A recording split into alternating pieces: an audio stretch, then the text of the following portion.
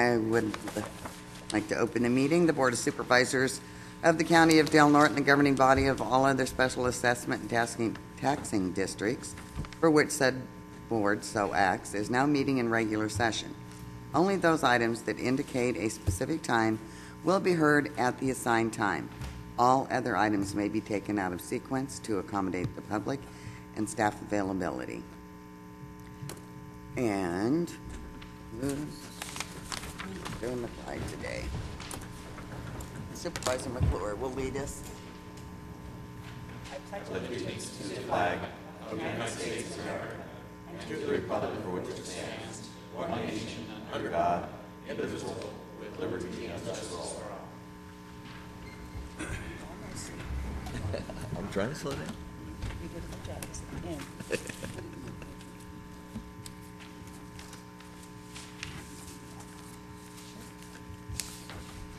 At this time, I would just like to ask for a few moments in remembrance of 9/11, and being so we just celebrated the 10th anniversary. If we could.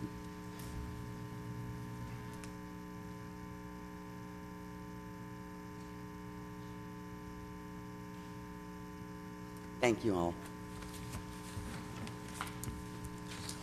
Introduction of new employees to the Board of Supervisors. We had a promotion, didn't we, or something? I thought he might be here. Report of any actions from closed session by County Council? Nothing to report. Thank you, Gretchen. The chair requests any deletions, corrections, or additions from board members to the agenda at this time. In order to add an item to the agenda, the matter must have come to the attention of the county subsequent to the posting of the agenda, and the matter requires action before the next regular meeting of the Board of Supervisors. Does anyone have anything that needs to be pulled or added? I don't know if this letter, does that need to be added to the agenda, or that's just Legislation. you just put that on the letter? Yeah, I was going to say I don't think that has to be added because it should be covered under letters. Okay, at this time, receive other brief reports or announcements relative to County of Del Norte programs and projects, progress of 2x2 committees. Gee, do we even have those anymore? I haven't been to any for a while. Supervisor Sullivan, we'll start with you. Okay, I attended a chamber mixer for Vita Cucina, which is just reopened and remodeled, and now I guess it was pretty cool to see the redesign. Had a meeting for an update by Caltrans on 199, 197. Budget-wise, the good news is that they're now, at one point they were 19% of our budget, now they're only 9%. So their belief is because they're basically doing some stuff parallel that we'll be get back to essentially where we're breaking even. And some good things. And then they also pointed out that Richardson's Grove still has its headaches down there, and it's amazing that just realigning the road without taking major trees out is causing this much of a headache. Attended the help sponsor and played in the Casa Golf Tournament, which is always a good cause. Attended a tri-agency meeting, and then last week I attended CSAC Board of Directors meeting in Sacramento with Supervisor Finnegan. And during the meeting, just a few of the items, they of course talked about some of the issues came up was, compacts and Indian gaming is a hot topic issue right now. Realignment was the bulk of it. They did talk about pension reform. Then I got to spend a long time listening to about zebra and quagga mussels in Lake County, which I learned a lot more about than I ever wanted to learn. But it was a good presentation based on the subject material. Afterwards, I headed over to the Capitol, had a meeting with Senator LaMalfa on the Senate floor, and you would not believe the number of bills being rammed through right now. It's almost comical. He had a spreadsheet, three or four pages of spreadsheets of just line item bills that were going through. Additionally, got a chance to meet with Senator Evans' staff. Potentially, she's going to be our new senator once the realignment takes place, or the redistricting take place. And then also stop by Assemblymember Chesbrough's office And then that was about it. Thank you. Supervisor Henningsen? Yes, actually, I had a pretty light week, or light couple of weeks for county business, but personally, I seem to be awfully busy. At a Border Coast Regional Airport Authority meeting where we may do some minor project changes that may speed our process up considerably, so we're looking forward to seeing how that plays out.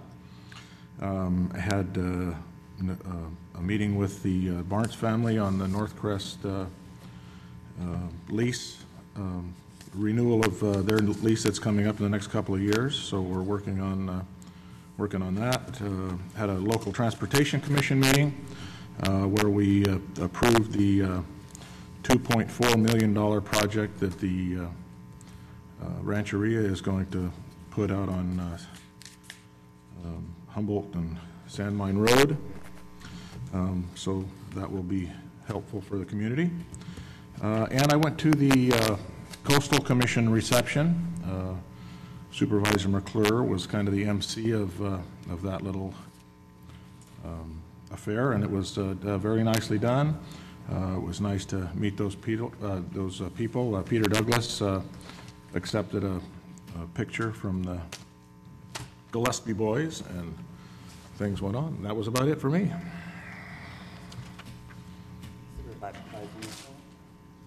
Yes, I had a busy few weeks. I met with Chesbrough staff and Thompson staff in relationship to the Senior Center and the agency, the next steps that are coming forward. I also touched base with Chesbrough in relationship to the tsunami bill, that we made it through the final days of the legislation, which is a good thing for our support there.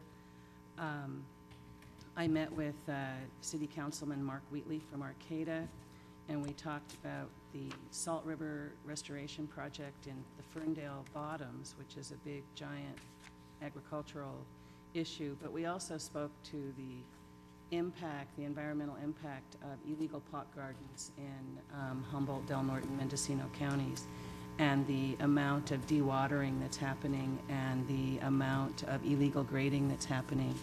And I'm carrying with me some aerial photographs if anyone wants to see them, to see how intense this impact is, because it's not what it was when I was a kid in the 70s, when somebody had 4 or 5 plants on the creek. It's completely dewatering and damming, and the pesticides that they're using and the environmental impact that's happening is absolutely outrageous.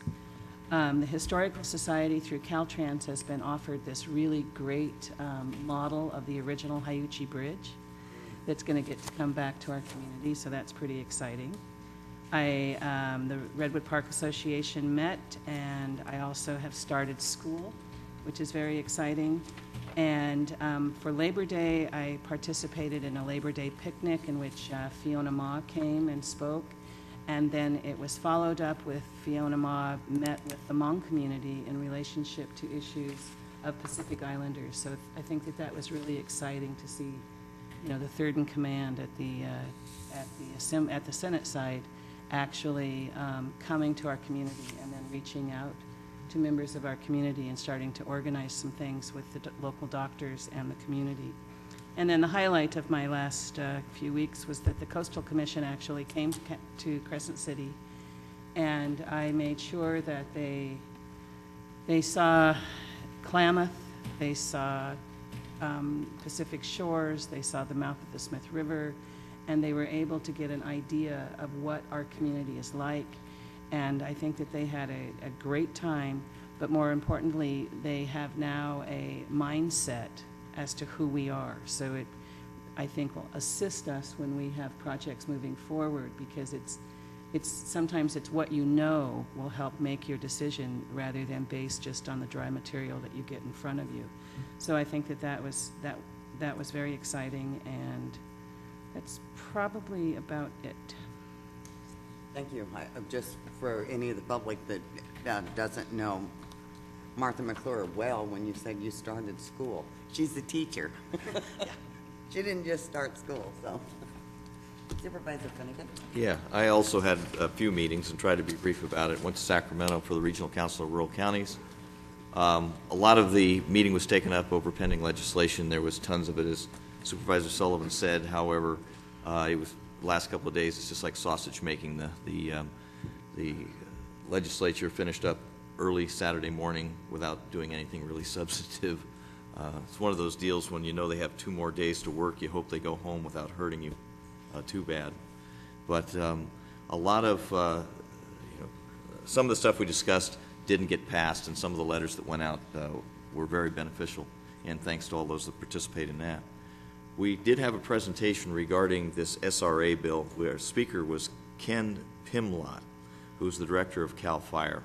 He's also a state forester, and he tried to put in perspective of what was trying to be done. And what had happened, you had this bill, I think it was AB 29X, and the legislature passed a bill, much like they did with AB 85 with the septic tanks. They said, okay, this is what we want you to do, or this is the law. Now you guys go figure out the fee structure and how to implement it. And so they don't learn from their mistakes. They just pass it on down the line.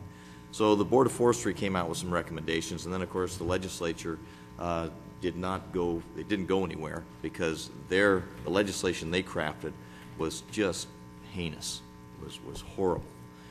But there still will be about 180 days worth of hearings on what the Board of Forestry is proposing, and they're taking the proposed bill or the proposed fee, and then they're going to have some exceptions. So if it was $150, then you might get $65 off if you're within a fire district. You'll get some more off if you have a defensible space. You'll get some more off if the planning department rated your property as being fire ready or fire safe. You'll get some more off if we address that in our general plan. So there's a fee structure there too. But part of what we talked about is how do you justify the difference between a fee and a tax?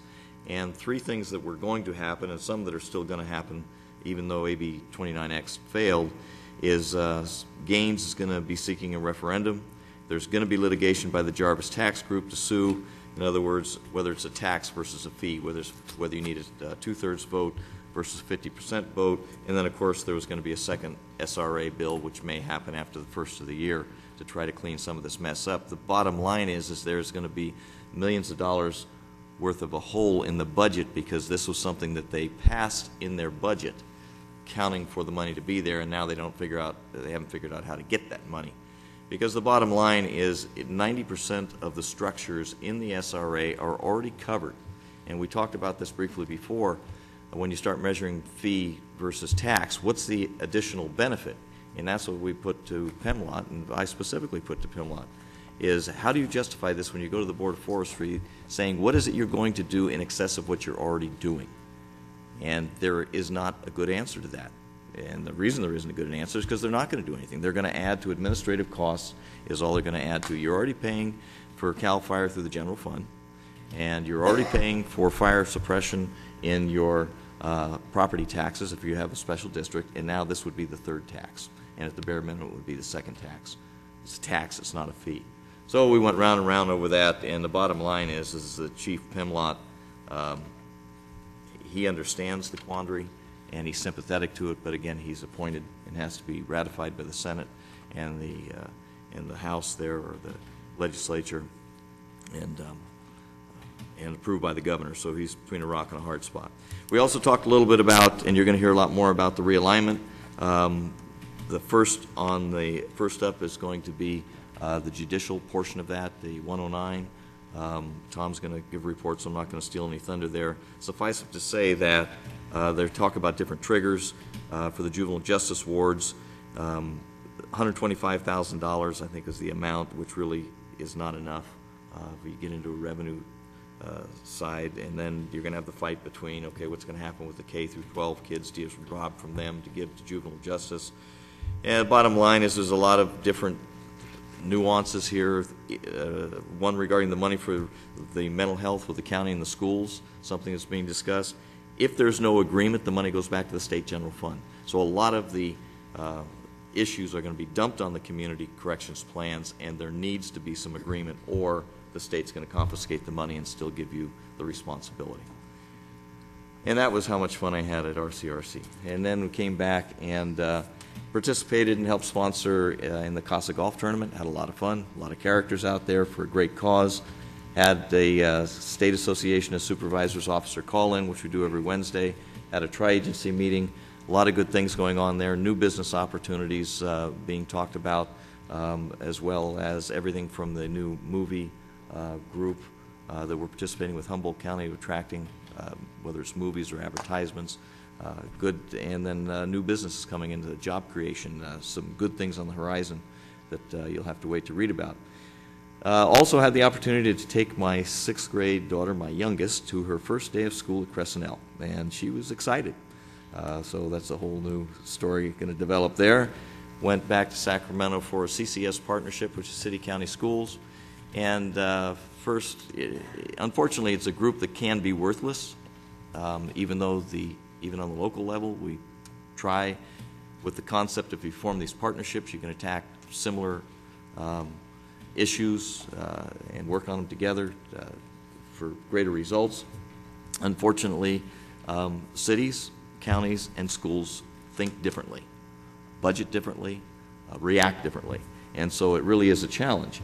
Well, we reviewed the history of the CCS, and then we also started with some goals, and the elephant in the room that nobody wanted to talk about, except I had to, was realignment. It's something that's going to affect us all. It's something that we should be on top of, and we should be agreeing on and how to talk to our boards of supervisors, our school districts, and our city councils. So we agreed to do that, but to give you a little insight, so the person that's representing the schools or one of the people says, well, that's fine, we'll agree to do this now, but that doesn't really affect us. And next time we choose something, I want to do something that is primary to schools, so they really don't get it. I think we get it on the local level, but at the higher level, the 30,000-foot level, that's where it really needs to be got first and then trickle down. And again, I think Tom's probably going to touch on this. So I think we've turned the partnership around to where we're actually going to be proactive and do something rather than just sit and meet and have sandwiches and wish we hadn't have gone. Then had the State Association meeting. Supervisor Sullivan reported on that. And I think he touched on pretty much everything, except we endorsed a new drug prescription program, Coast to Coast, which actually the potential, we're looking at it because the potential is there to return money to the counties that are affected with a stipend. It'll be a cheaper product for the employees, plus it'll be a benefit to the general fund. And then ended up the weekend with family. My 96-year-old godfather, uncle, he passed away, had a great life, was playing golf a week before he died, and then went to the 49er game on my way home. And here I sit. Thank you, Dave. I wasn't too busy this week either, but I was pleased to see a blight issue had been taken care of. I had turned in a couple of complaints on, not garbage, not household garbage, but grass 2 feet tall on a vacant lot and around the house, and piles of furniture just thrown out in the backyard that looked like it had been there for quite a while, and followed up with Dave Mason on it, and he did say that it was coming up for abatement. So I was very pleased when I drove by there the other day that it's all gone, even the furniture, so we won't be having to have it accounted for us. I don't believe he keeps it that way. I met with Johnny Jacobs regarding an issue that's on our agenda today. I did not have to go to my usual monthly CMSP meeting in Sacramento, so that was actually kind of nice. I got to avoid the heat. And then I was also asked by John Ging, and I attended a meeting of FEMA, and I can't remember the rest of it. It's not the regular FEMA. It's where we get a small amount of money each year. I think this year, just about every year, it's about $14,000, and we decide how it's to be distributed.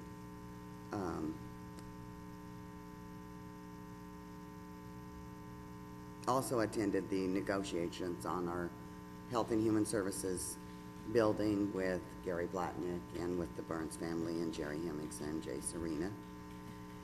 And I think Neil was at that also, wasn't he? I covered a Redwood Coast Transit meeting for Supervisor Sullivan. And I did attend the Coastal Commission reception dinner also, which was very nice, although I have to say I was disappointed in myself. I had said, oh, salmon. I opted out of the dinner, and then when everybody brought their plates and sat down at the table, I thought, well, there was so much other stuff I could have eaten that looked really good. So I had Supervisor McClure snag me a big piece of the Indian fry bread at least, so I did get a taste of it, but the rest of it looked very good. They put on a great spread. It was a little chilly out there, I have to say. But then the next day I attended the Coastal Commission meeting, and I was expressing to Supervisor McClure that I sat there kind of in amazement that 2 projects were approved. And I thought, well, that was pretty easy. And then it finally dawned on me the next day, well, it was probably 2 or 3 years in the making. And with tons of addendums and amendments and everything, but I just, first impression was, that wasn't so bad. And thanked Martha for being on the commission and let the commission know that I felt that they had an asset with our supervisor being on their commission.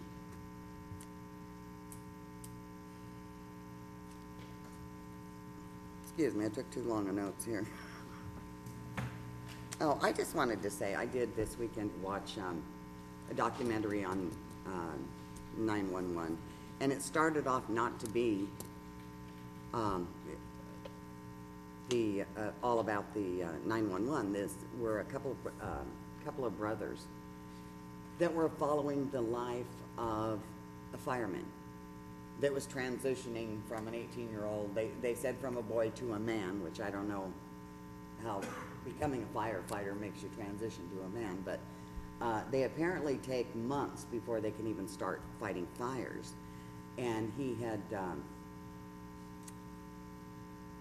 they picked out this particular young man, and then in the middle of all this, they had gone there just thinking that they were going to be doing this documentary on a fireman, and then they were caught in the middle of 911. And they had some footage I had never seen before. It was fantastic. If it's ever rerun, I suggest everybody watch it. Anyway, next week I will have very little to report. I am going to take a vacation, first time in a long time. I'm actually combining it. It's going to be in conjunction with going to the RCRC annual conference, which I haven't attended for a couple of years, so I'm going to take a few extra days before that and go to Reno, see my sister, and suffer from the heat. Thank you all very much for listening to us. And now we will move on. 10:25, we're right on time. Oh, excuse me, we're not. Public comment period.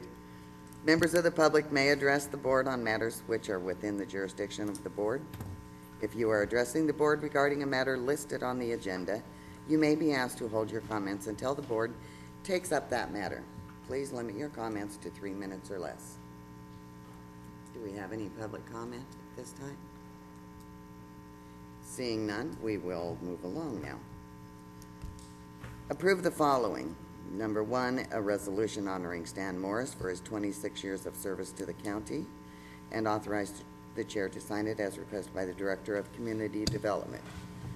Number 2, the Surf's Up proclamation in honor of the 16th annual Knoll Longboard Surf Classic on October 1st and 2nd.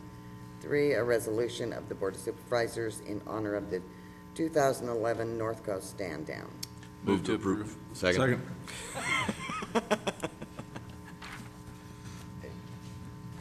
On proclamations, do we have to call the vote? Okay. All in favor? Aye.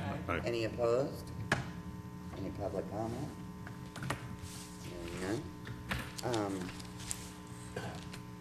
At this time, I would like to have the proclamations read, if you would like to start. Sure. I have the honor of reading the resolution of the Del Norte County Board of Supervisors, State of California, in honor of the 2011 North Coast Stand Down. Resolution 2011-058. Whereas on September 30th, October 1st, and 2nd, 2011, the 6th Annual North Coast Stand Down will take place at the Humboldt County Fairgrounds. And whereas the purpose of the stand down is to reach out to local veterans and their families to provide a hand up, not a hand out.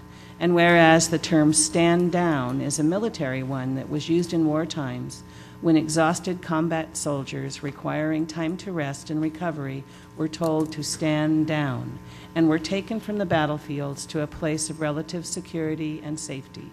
And whereas today stand downs are held across the country as grassroots community-based events designed to help veterans obtain information and access to medical, employment, social services, legal, and other types of assistance.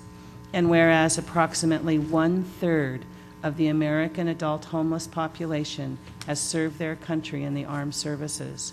And whereas the North Coast Stand Down is committed to providing all veterans, including those who are homeless and their families, direct access to short-term and long-term resources, including shelter and opportunities to begin drug and alcohol recovery. And whereas, like the North Coast Stand Down, the most effective programs for veterans are community-based nonprofits, Veterans Helping Veterans Group. And whereas the 2010 North Coast Stand Down assisted more than 500 veterans in accessing the services to which they were entitled. And whereas the 2011 North Coast Stand Down will make a positive difference in the lives of local veterans and their families to raise community awareness of the needs of soldiers returning from active duty. Now therefore be it resolved that the Del Norte County Board of Supervisors recognizes the 2011 North Coast Stand Down Board, coordination committees, and volunteers for their efforts to address the needs of local veterans and encourage all North Coast veterans in need of service to attend the stand down, passed and adopted this 13th day of September 2011. Did we have anyone here today to receive it? It looks like it, Linda.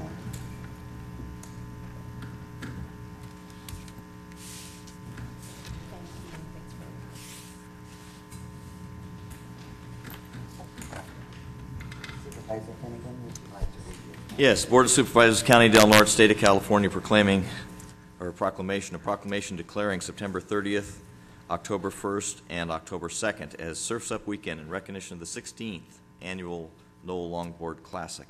Whereas the Knoll Longboard Classic is celebrating its 16th birthday on September 30th, October 1st, and October 2nd, and whereas the Knoll Longboard Classic draws surfers and surfing enthusiasts from the world over to participate in this 3-day annual surfing extravaganza, and whereas members of the community, business owners, and sports buffs all benefit from this event, both by participation and by increased business activity, and whereas many organizers, businesses, and sponsors spend months preparing for this annual event, which has been a wonderful success for our community.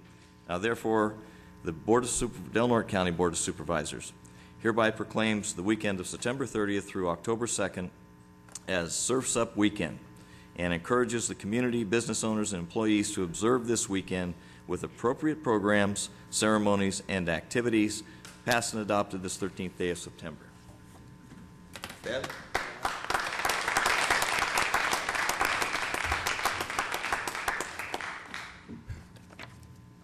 Thank you. Oh, goodness. Okay. Yes. Pass those down to your board supervisor.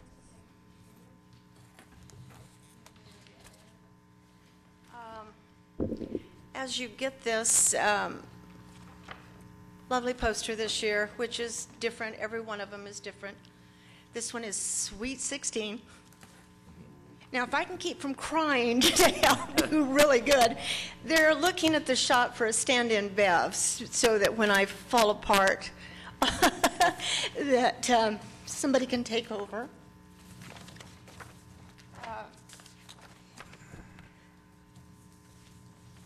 If you notice on here, for a little bit of lightness, if you look at this poster, the artist on this is a man from Humboldt County, and he and I were going in a different direction. I've never done the poster before. My son has always done the poster, and so I was feeling a little out in left field this year, and this artist happened to pull me through. And I was going in a whole different direction than what he did, and he emailed me and he said, here's what I've come up with, and I hope that you like it, but if not, we can do something else. But he said, I was driving to go surfing, and bam, it came to me to do this picture of this young girl on this surfboard. Now I want you all to count her toes, count her fingers on her left hand, add them together, and look at the finger pointing down the barrel of the wake. 16. Pretty clever, I think. Yeah. We're all hoping this someone takes this over. Life's change. It's not because we're tired. It's not because it's not a success. It's just time. So we're looking and hoping that someone else will take over this beautiful event. Thank you for your support in all these years. And I didn't make it through without crying. Sorry.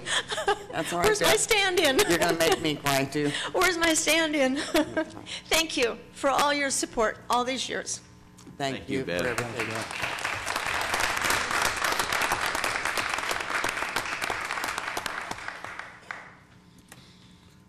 And Supervisor Sullivan.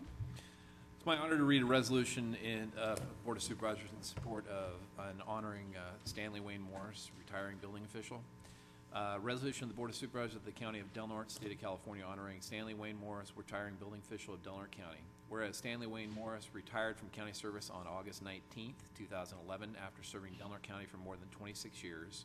And whereas Stan began his career with the County of Del Norte on January 14th, 1985, as a building inspector, and over the years has served as building inspector, senior building inspector, and building official senior inspector. And whereas during his more than 26 years of service to the county, Stan has diligently served the citizens of Del Norte County and later the citizens of the city of Crescent City by his helpful and cooperative attitude with regards to building code enforcement. And whereas when Stan first arrived in Del Norte County, building codes and standards were on a very hit or miss basis.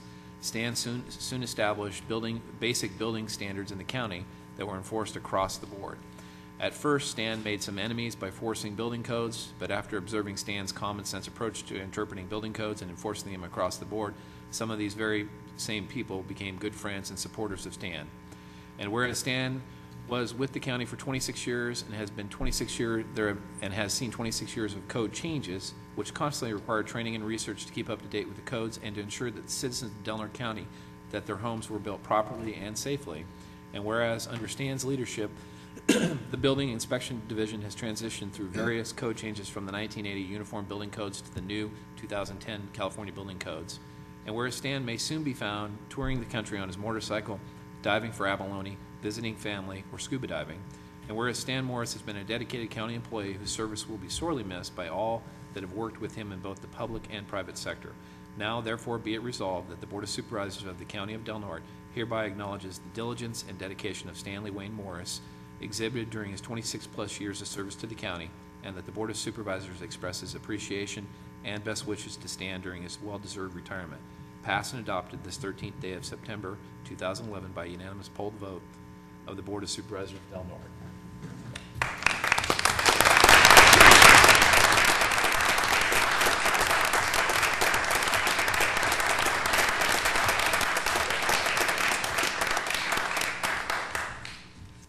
Thank you very much. I'd like to thank the Board of Supervisors and the citizens of Del Norte County. And I would like to particularly special thanks to all the hardworking men and women in the construction industry that I really appreciate their hard work and their cooperation. Thank you again. Thank you, Stan.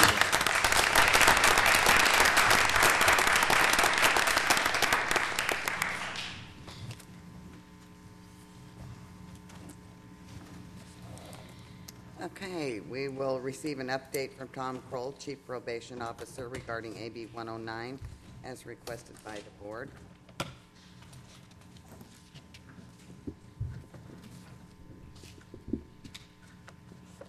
Morning. Morning, Tom.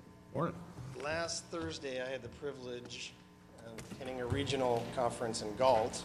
So if I start into a coughing bout, it's because usually when I go into that area, I bring something back with me. But You pick your mic up a little bit, Tom. I'm sorry. That's all right. And so if I start coughing, I apologize ahead of time. The focus of the regional training was on the transition for the population in the prison back to the counties. What we're learning is that those proposals and the projections that the state gave the counties are off quite a bit. So there wasn't a real scientific method to how they were doing this. They went off of past projections. The good news for us is that we were supposed to have 3 folks come back in October, and we aren't going to have anybody, as far as I can tell, because they have to give us a 30-day notice prior to sending folks. In Trinity County, they were supposed to have 1, and they received 6. So we really don't know where this is going. The other concerning part of this is that the allocations were based on these projections, which we're seeing are off. So the state is scrambling to figure out how to clean up the process, and the paperwork flow leaves much to be desired. But we do understand how it works, and my obligation will be, when I do receive a packet, to look at it very carefully and make sure that this person is eligible to come to our county, that they fit the criteria for release, and then to start addressing the needs that they might have. So that we haven't received anybody yet. That's the update on the folks coming back from prison. The other good information that came out of that session are alternatives to custody, which I really think, and I believe, that is the direction we need to go in. So the trick is going to be is how to balance accountability, public safety, and alternatives to custody. Some communities, they just want to lock everybody up and deal with it, which of course is going to require additional bed space and additional personnel. I really believe that working together with the other partners on the Community Corrections Partnership, that we can find some very sensible alternatives instead of just incarcerating everybody. One of those is the fire camp proposal, which I'm very interested in, and I'm looking at it. They still haven't figured out the daily rate that it would cost us to send an offender to that program, and there is certain criteria that restricts the eligibility for somebody that could actually serve in the fire crew. Obviously, they have to be physically fit and not have arson charges, and there's some obvious offenses that they shouldn't have. But it does seem like a really good proposal because it does work towards public safety. There's a huge need around the state for these fire camps, and we learned quite a bit about them. These crews travel all over wherever they're needed. So, if we have them, locally, they can be in Siskiyou County, Lassen County, wherever they're needed. They scramble and get out there, and it's a very impressive program. So the state's in a situation that they need the bodies, and based on the new sentencing laws, they won't have that population coming in to fill the vacancies that they're going to have. So the county, it would be at least one alternative. It wouldn't be the panacea to solve all of our problems, but definitely something to look at, and I'll be pursuing that with the partnership as we proceed in our meetings.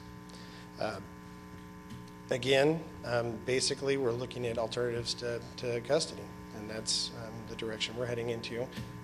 I think that my personal belief, and those of the partnership, is that people who are housed in custody need to be those that are a threat to the community.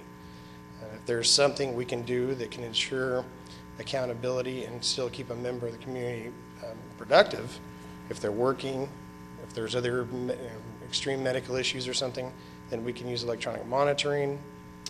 If we have concerns, we can use GPS tracking. So there's a lot of alternatives out there, and basically just kind of focus on working with these folks.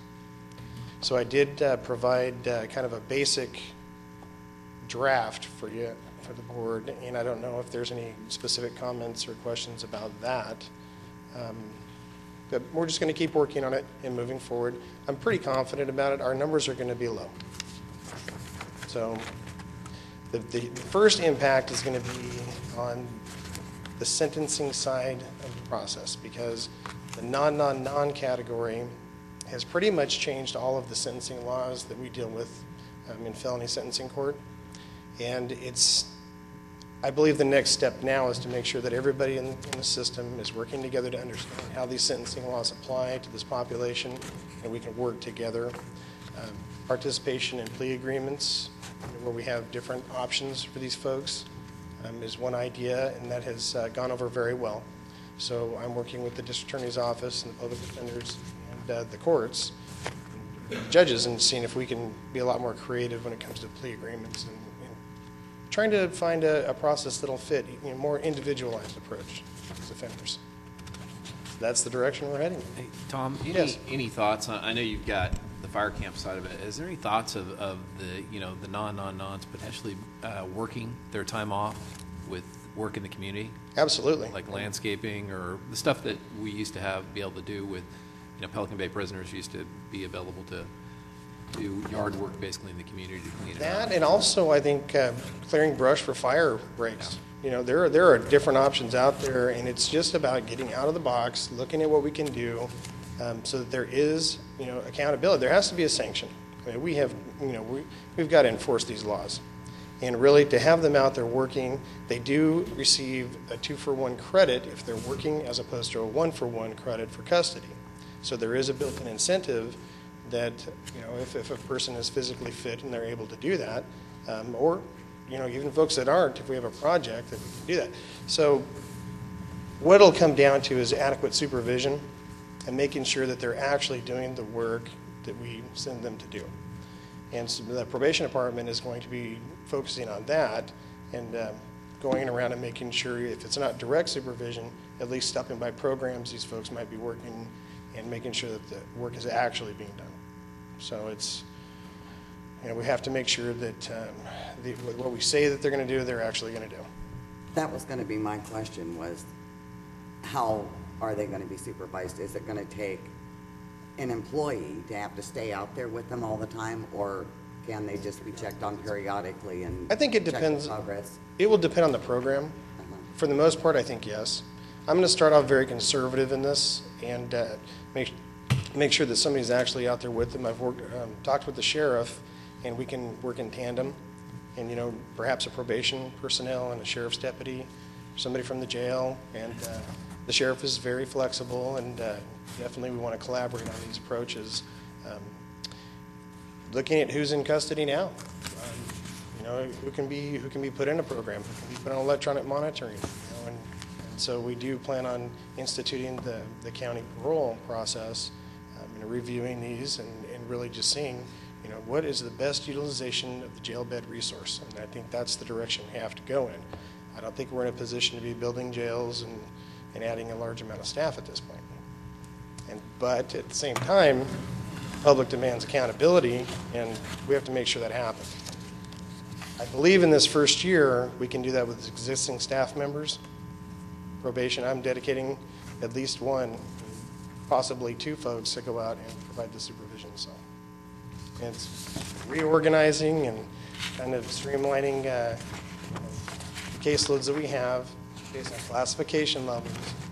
A big part of evidence-based practice is that you don't put your resources on your lower-end offenders. And in Del Norte County, we've been always very public-friendly. Folks come in and they want assistance. We've been very basically customer-friendly. If they need help, we help them. And I think a lot of it's going to require us to really streamline where we put our resources. And if they're low-end offenders, the evidence says, don't give them that kind of attention. Actually, we make them worse. So we're just kind of going to redesign everything and see how it goes. I am optimistic about it, though. I can tell you that the staff morale is high. They're ready to take this on, and they believe in this approach. So we have it regardless, and a large part of it is that, the community expects punishment. You commit a crime, you're punished. And so I think we just have to kind of redefine what punishment is going to be. And if we can put people to work, that's a That's a better approach as far as I'm concerned. And there will be those folks that, I mean, I don't anticipate a huge reduction in the jail population, but I'd like to at least manage it with the sheriffs. Yeah, I'm sort of excited about the whole thing. Tom, you and I worked together, along with Gary and others, on the first 5. We've always talked about going upstream, catching them when they're young and whatnot. It's interesting to see where we really need to put the resources on evidence-based practice with the offender group. But I think we've already started a lot of those partnerships, so it may come a lot easier to us than it's going to come to other communities, and I'm excited that the Chief Probation Officer is going to be heading this up. The Chief Pimlott from CAL FIRE is also aware of the issue, and he's working on price points because CAL FIRE is going to be, they're going to lose their inventory because of the early releases of the inmate labor camps. And I think there's right now about 4,400 with 196 fire crews. They're going to be reduced by about 1,500. So you're going to have only about 2,900 instead of the 44 through that AB 109 realignment. But with that price point and the contracting back, great. Glad to hear you're looking in that direction. The numbers they're throwing out there are pretty reasonable, actually. Good. They're around $47 a day. There's some other ways that I'm going to approach county administration and see how we can work around this and within existing funding sources. Good. So, but that really is the way to go. But again, looking at our population, it's not the answer for all of them. Well, you get the challenge is that AB 109 came first. The real challenge is it's only 9 months worth of funding. And unless we get the constitutional guarantees, we're really going to be in trouble because coming January 1st, the second round of realignment hits, which is not the offender. And so the challenge is if we get ahead of the curve here, we'll be successful. But we're only going to be successful if we have the money to fund the program. So I'm going to be calling on you for leverage for the constitutional amendments in Sacramento. So. Yes. And like you did say, David, that this county has been working towards this for a long time. Director Blatnick has been supporting evidence-based practices and approaches to programs. We've had a high level of collaboration, and I really have not come across any obstruction at all in this process. I think that we were uniquely placed to handle this situation that's before us now. Tom, have you guys run some numbers? I know last time you talked about 26 potential offenders coming back. Do we have a cap as to if we reach a certain point of offenders coming back that we're going to have some issues? Like if it's 50 or 75? I don't think that we would have enough coming back that would impact us at that level. It definitely is going to make it a lot harder, but it's not going to tip the scale. Just because we really didn't send a lot in the first place. So we really tried to work with folks, the courts, work with people in the community. These are our neighbors. We know who we send to prison. There are some perhaps that were sent from our community, but the important thing to remember is that these offenders are being sent back to their last legal residence. And so even if somebody committed an offense in Delaware County and was committed from our courts, then they're still going to be going back to their residence, and we're going to make sure that that happens. So we just really never sent a lot of folks on these lower end crimes because we're talking about the non crimes, basically.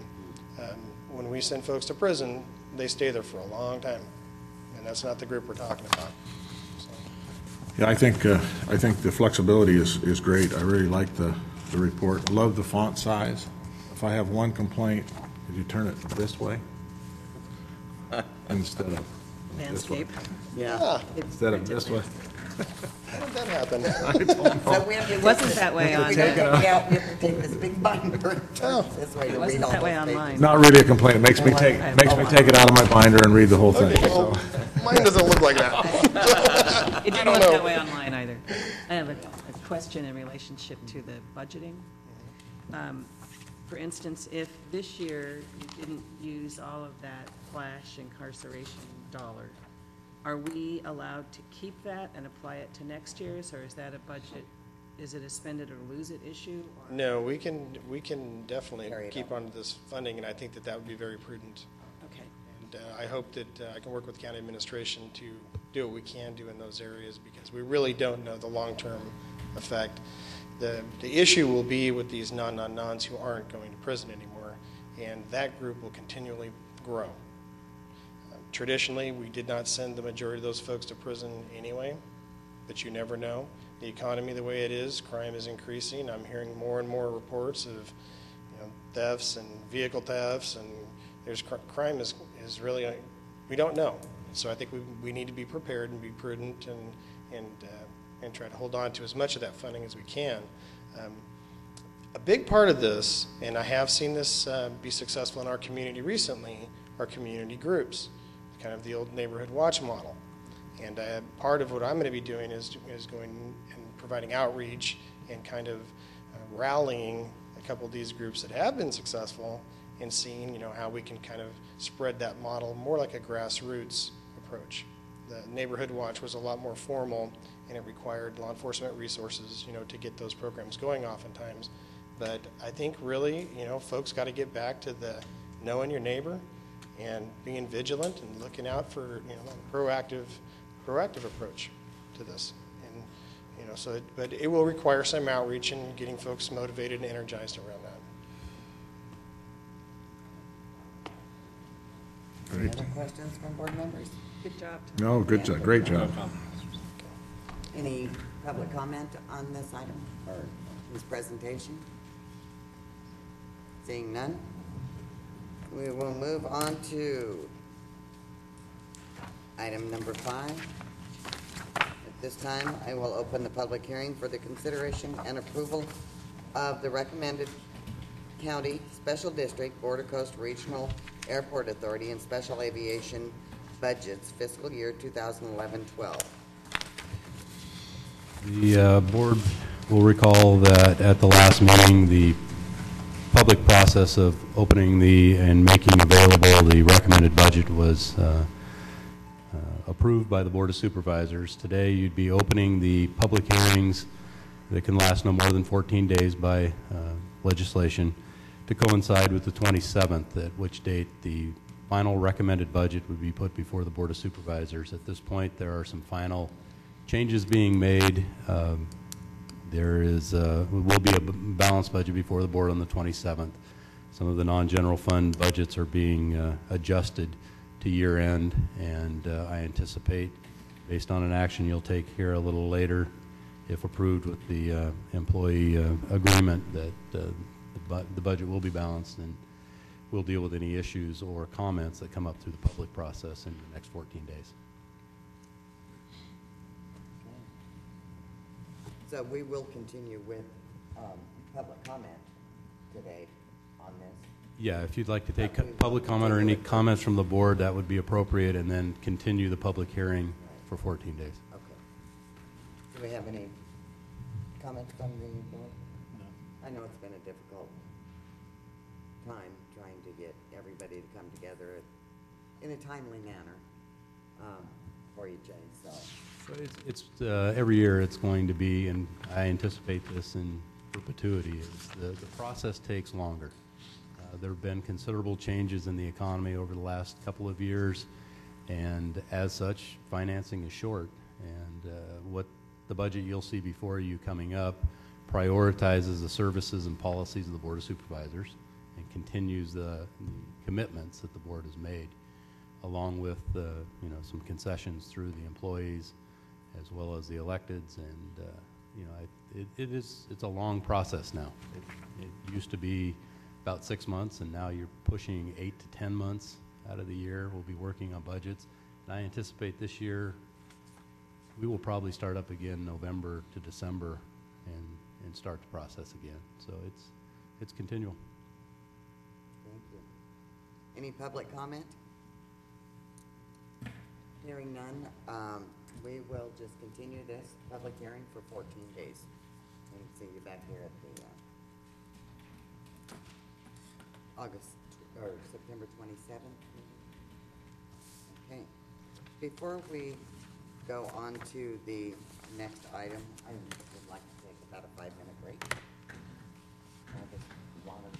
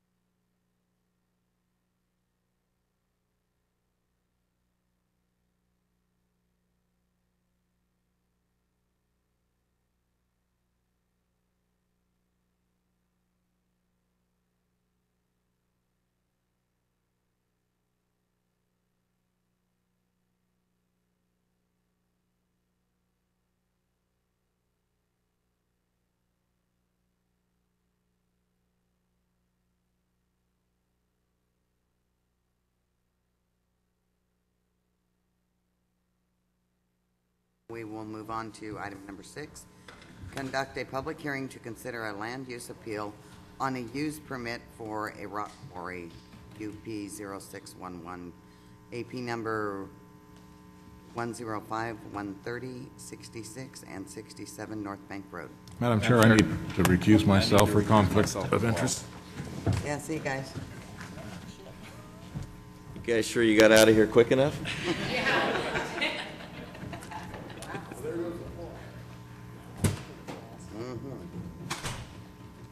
They didn't need the 5-minute break. Apparently, they knew. Apparently not. I Okay. just want to mention, Chairwoman, that we can't continue with the quorum as it is. We can continue with it as it is. Well, thank you for the convenient seating arrangement here. I appreciate you all being on the same side of the room at least. What's before you today is the consideration of an appeal of an action taken by the Planning Commission to renew a conditional use permit for a commercial rock quarry. The rock quarry is located on North Bank Road and is owned by Mr. and Mrs. Johnny Jacobs. The location of the rock quarry, you're probably familiar with it from review of your materials, but for the benefit of the audience, for anyone that doesn't know, it's basically adjacent to Ruby Van Deventer Park. To kind of understand how we got to today and the consideration of this appeal of a renewal of a use permit, which is pretty atypical, you kind of have to understand a little bit about the background of the project. Basically, to kind of give a brief overview of that, in 2005, an application was received for the establishment of the rock quarry. After a lengthy review by the county in consultation through the CEQA process with various state agencies, a mitigated negative declaration was adopted, a reclamation plan was certified, and the conditional use permit was approved. The initial approval of the use permit was a 5-year permit. That was to go in hand with the reclamation plan, which was a 15-year approval. The approval of the use permit for a 5-year period basically has to do with the management of our surface mining operations in the county, as opposed to doing this on a yearly basis, which is kind of what used to happen. We put it on a 5-year cycle for the purposes of just simplifying it. It's still a significant amount of period of time, so the operator has, some approval that he can be guaranteed in. It also provides staff a reasonable amount of time to evaluate the process and the impacts that would be associated with the project. So that's kind of where we're at. As I said, in 2006, that initial 5-year permit was approved. During the life of this project, up to this point, frankly, there haven't been a whole lot of problems. I've received a number of calls from neighbors, different issues here and there, but nothing in my mind that rises to the level of significance. That is up until about a year ago, or within the last year. Within the last year, basically what we've seen is an increase in processing activities associated with the rock quarry. Not necessarily the extraction of the rock itself, but the processing of the rock, the turning of the rock into a usable product. Specifically in this case, riprap, which is a kind of a larger, almost boulder type size rock that's used for stabilization and various drainage type issues and things like that to prevent erosion and so forth. So there's a legitimate need for the product. The county doesn't debate that at all. Basically, the position that staff has been put in and the Planning Commission to a certain degree is mitigating competing interests. We have the operation of a rock quarry, which we all understand is legitimate, as understood by the approval of the initial use permit and that review process that it went through. That's not to say that whenever a permit's approved, it's always going to be perfect, and I think that's something we've definitely seen on this one. Within the last year, as I said, the level of activities that have risen have created what I think everybody would agree would be an impact to the quality of life within that neighborhood. As you can see in the materials you have in your agenda, there's a number of parties that purport to have been affected by the operation of the quarry, specifically the processing and so forth. And so to kind of get back to where we were with the processing of all this, typically, a use permit is something that's just very routine, or at least a use permit renewal, I should say. The renewal of a use permit, typically goes back to the Planning Commission, and if they've met all their conditions, it's just you get another year, you get another 5 years, whatever the term of the permit is. In this case, we presented that option to the Planning Commission initially, with the caveat that we had received some interest from the public, and it may be in their interest to take the project up on a public hearing type level. Essentially take into consideration the concerns of the neighbors, should the permit be changed in any way, and that was the fundamental question. Should it just be renewed? should it be changed? Or, as with all use permits, you do have the option at the point of renewal to deny it. Basically, what the Planning Commission directed staff to do was to look at it and see if there were alternatives that could be suggested after an analysis that would mitigate the impacts that have arisen.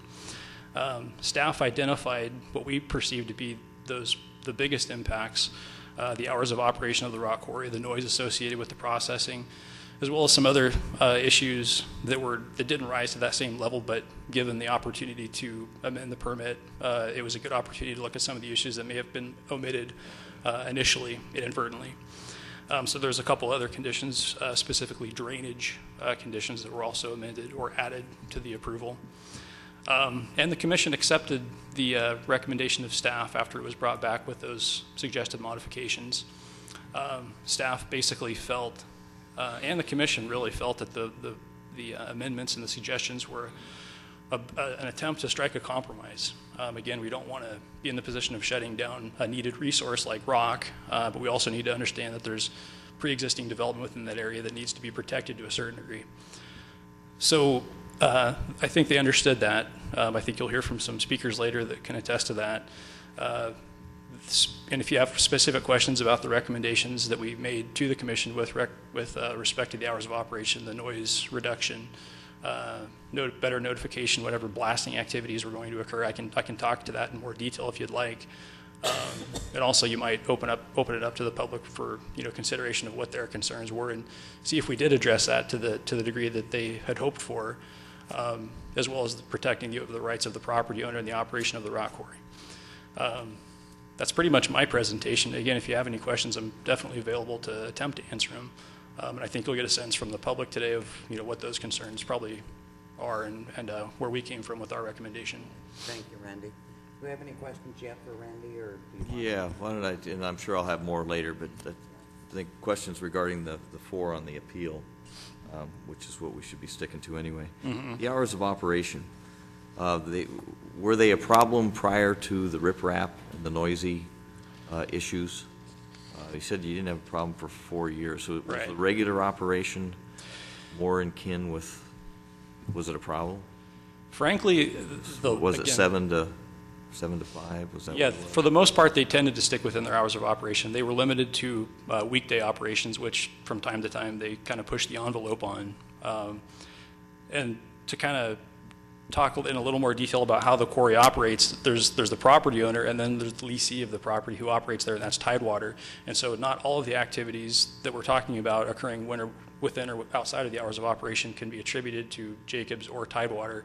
It's Johnny might have been in there at some points on weekends taking something here and there that didn't rise to the level of significance to violate the terms of those hours. By and large, to answer your question, they tended to fall within those hours of operation with small differences, from time to time. I'm not sure you did answer my question. When it had the expanded hours for the 4 years prior to the riprap operation, the noisy operation, Mm-hmm. was it an issue with the hours of operation? Simply, no. No. Okay. And was there, I guess along that lines, I know it's a noise issue, is it because the Jacobs Quarry faces across towards South Bank and the rock pit, noise is absorbed by the hill and the trees? I mean, is that what the dynamic is here? That you can distinguish the operation between 7 and 8 on the Jacobs Quarry that you can't on the rock pit, or what's going on there?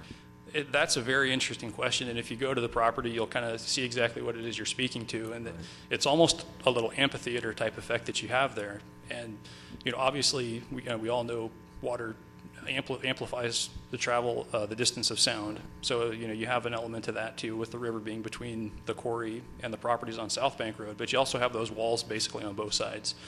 So it's hard to to identify specifically where it comes from in all the circumstances. There's been accusations that I've seen and I've heard that this quarry may not have been operating whenever there was an accusation of noise, and they attributed that to the one downriver, and that could be the case. It's hard to say without a full-blown noise study.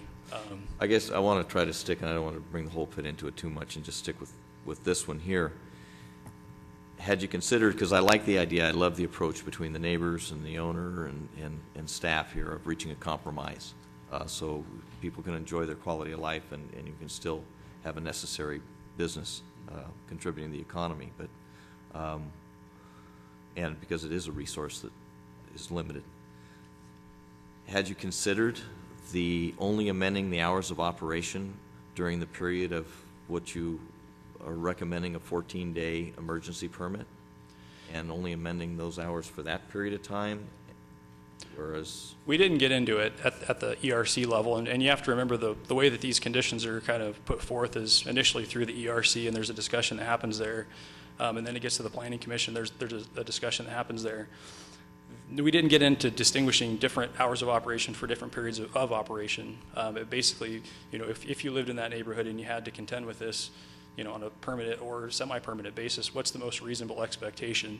And the proposal that you have here, 8 a.m. to 5 p.m., was almost uniformly from all those different parties that were involved in the review process, kind of determined to be the most appropriate hours of operation.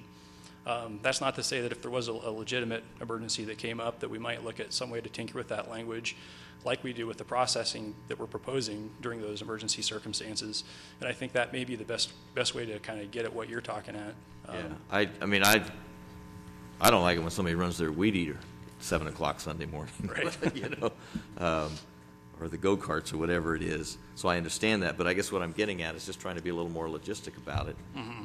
If the issue was the riprap, was the noise generating harvesting of the resource there, then that should have then the time period should have focused on that activity, much the same way that the special permit, the emergency permit to operate that type of extraction is being handled.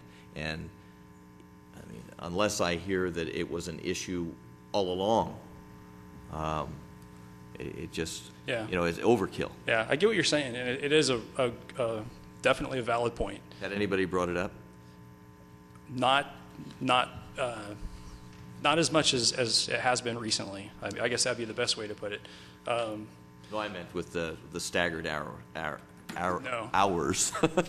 And I do think that there would be an opportunity to do that through, the direction of the director of CDD whenever that temporary authorization is approved. I think that could be addressed, but you do have a valid point. If it hasn't been an issue up until, the riprap plant, why not just leave it where it was and, tighten it up a little bit whenever you put that riprap plant in there or whatever processing equipment you need to do that's going to be the most noise intensive. It's a good point. The other issue I had is regarding drainage. And I think when you have an operation, it's incumbent upon the property owner, to do a drainage plan, submit it to the county. Mm-hmm. And the county engineer usually approves it or disapproves it.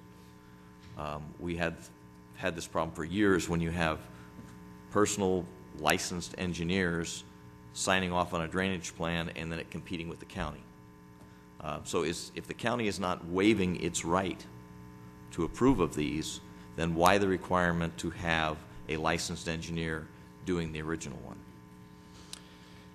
And I found that in conflict. I think that keeping that process the same for everybody should apply. So I'm going to speak to that. The other one is the discharge permit. And I'm a little sensitive to this because anytime you invite one of those agencies into your backyard, you are asking for trouble. And invite them where there is not a problem now. And I guess I'm speaking to that there isn't a problem now because if an industrial stormwater permit, discharge permit, they're not generating that industrial discharge. And even the county health official, county engineer in the past determined that there was no impact to the stream, even from runoff, not industrial discharge. I mean, they're two different things. Right. So if you're addressing the runoff over here, why are we then going to an industrial discharge? Where did that come from? Well, in my mind, these two conditions kind of go hand in hand. And frankly, they're probably something that should have been included originally but weren't. The requirement for a drainage plan would be standard procedure if a permit like this were to be applied for today, and I don't know how it fell through the cracks, frankly, which honestly it probably did whenever the project was initially approved. And whenever you talk about industrial runoff, you have to remember that it's industrial stormwater runoff, so you're talking about water that could be generated as a result of heavy downpour, which we did see a couple years ago. We had to go out and we had to investigate it, and you're right, the county health officer did basically stamp it and say everything looked good from his perspective on that. That was with respect to the adjacent water course. Right. The health department looked at it, Fish and Game looked at it, even water quality at that point looked at it, so they're aware of the project, it's on their radar. These two conditions were suggested by the engineering staff of the county during the ERC process as a way to deal with these potential future issues by at least having the paper in place to say it was analyzed by regional water quality if you do have a significant issue. Wouldn't it already be covered if you had to get your drainage plan? I mean, isn't that part of the permit? To a certain degree, it may already be covered by some of the requirements of water quality that there may not be evidence of in our files. Okay. The runoff issue isn't so much with the water. That's not where our general concern was. At this point, it had to do more with the road. We did hear from several folks that there was waste getting onto North Bank Road. We didn't hear from Caltrans, interestingly, but it could be a potential concern in the future if we had a heavy enough downpour where enough sediment would find its way onto the road that it could cause some potential problems with traffic and possibly getting over even onto the other side of the road. So. But I thought that was, maybe I'm thinking of the drainage into the stream. That was immediately taken care of. Yeah, there's been a lot of confusion about this since that initially happened. The drainage into the stream, in my mind, and I think in staff's mind, was adequately addressed at that point. They've done a lot of sediment control measures to control that issue, but there's still that issue with potential sediment escaping out onto the road, which in our mind has not been addressed and which could be addressed by these conditions, hopefully. I'm done. So I have some follow-up questions of David's. On the condition 18, where it talks about the permit from water quality, is that required now, or is that a required permit? It was never required by the county initially. No, is it required by the California water quality? I believe it is. That's the impression that I had from our engineering staff. They're the ones that correspond most regularly with water quality, and on an industrial project, commercial project of this nature, it would typically be required. Again, it wasn't initially, so this is an opportunity to say you do need to at least show evidence of this if you don't already have it with water quality. So, without interrupting too much, this is along the lines of the new water discharge requirements, whether it's for a single-family residence, and then it's even higher if you're doing a strip mall or any commercial project of controlling the water, making sure it stays on the property. Okay. Yes. So it's just new regulations. It's along the lines of the new regulation, but it's not new regulation. It was probably on the books whenever this thing was approved, because I think that was in 07 or 08. This was in 05, so it predates it. Okay, and then I have a question on appeal number 4, also in relationship to time. In some of the documents, it actually suggests that this could be a negative impact on a bid process, because sometimes a Caltrans bid may say that you have to have the rock available at a certain time, and by putting the restriction of 8 o'clock as opposed to the 7 o'clock time, it would actually put the landowner in an unfair bid predicament. Is that correct?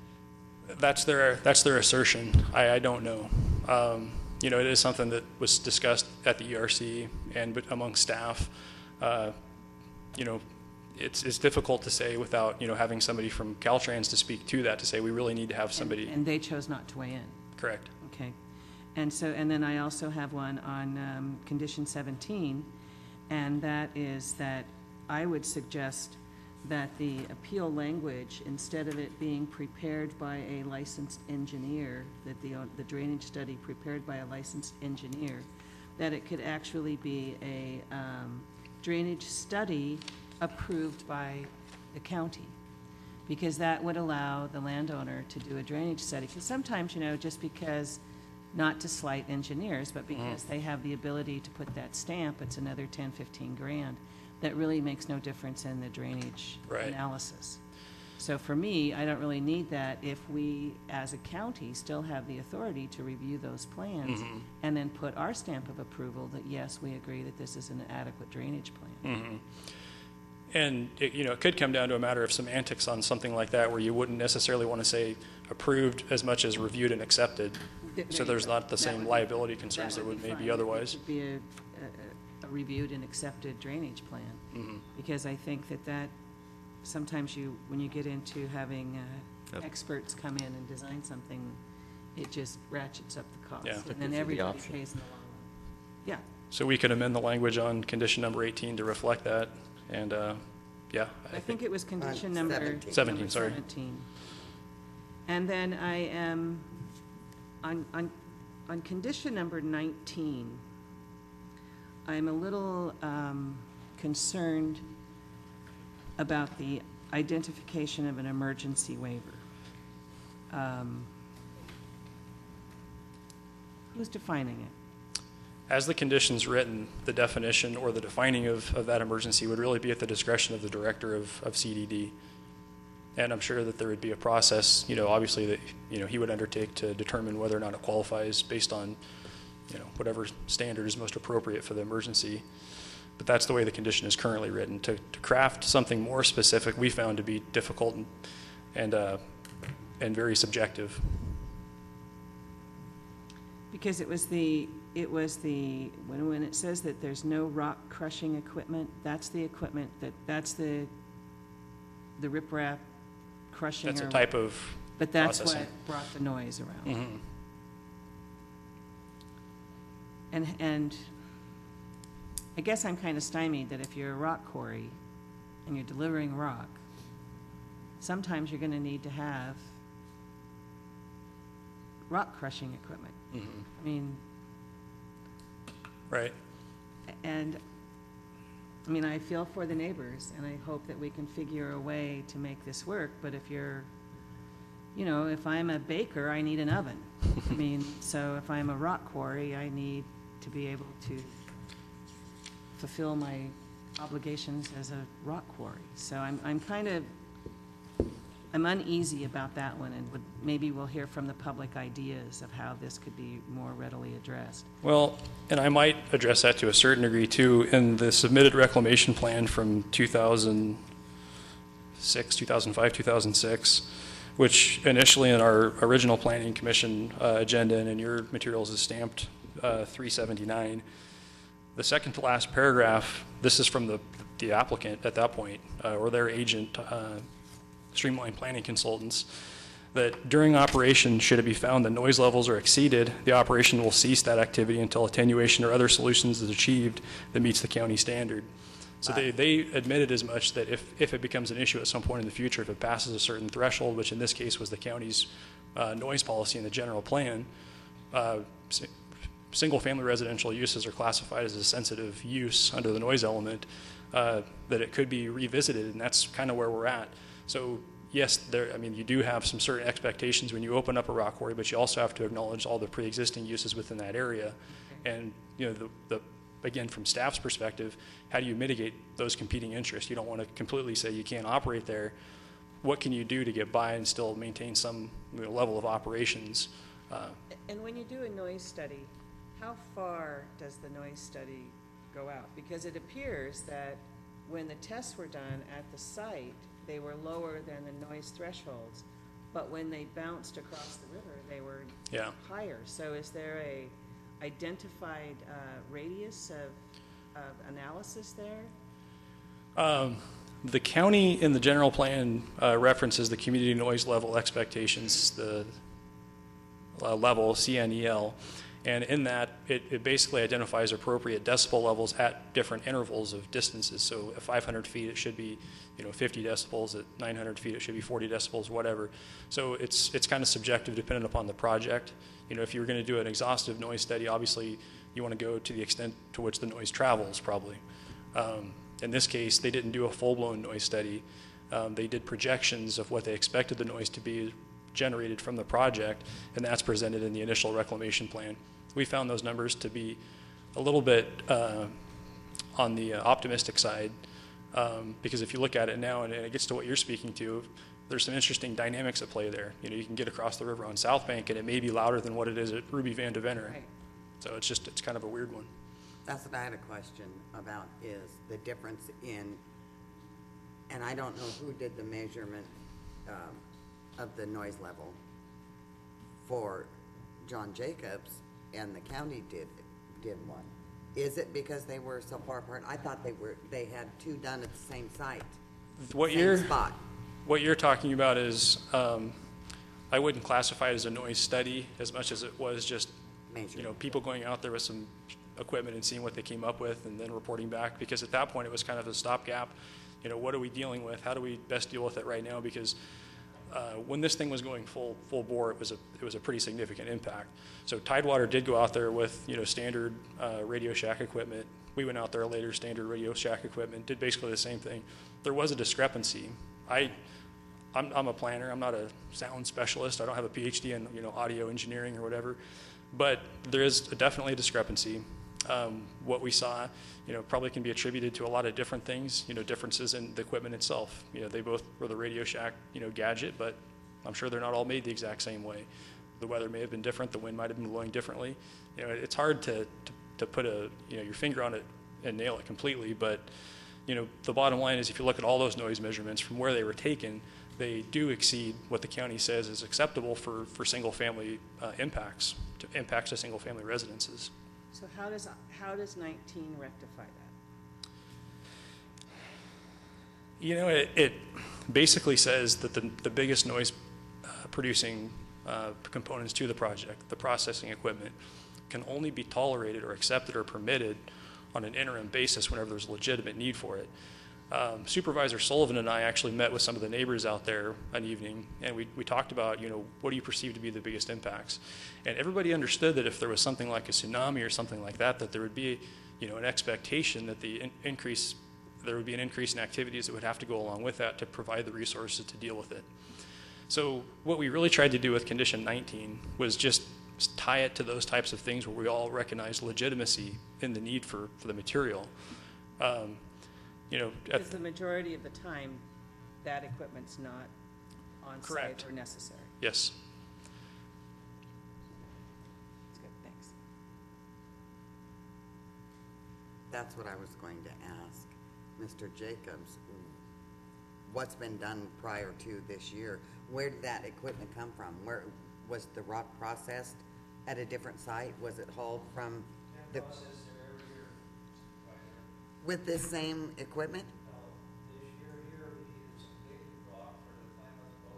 He needs to be on that. Oh, yeah, I'm sorry. You do need to be at the mic. I shouldn't have asked you a question sitting out in the audience. I understand that. That's fine, John.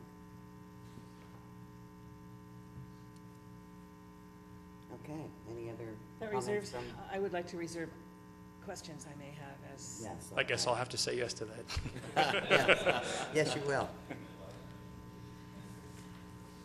Okay. John, before the public is invited, do you want to make any statements? Do you want to wait till? I'd rather address all the issues after everyone gets through with their deal out there, because there's several things that need to be straightened out about what she said. So, go ahead and have that. With all deference, Madam Chair. Yes. Before the public weighs in, we heard from staff. Now I'd like to hear from the appellant. And then we can have So public there. comment. Morning, Supervisors. The reason we asked for 7 o'clock instead of 8 o'clock is originally when we filled out the application, we tried to reach a compromise because we needed to go at 6.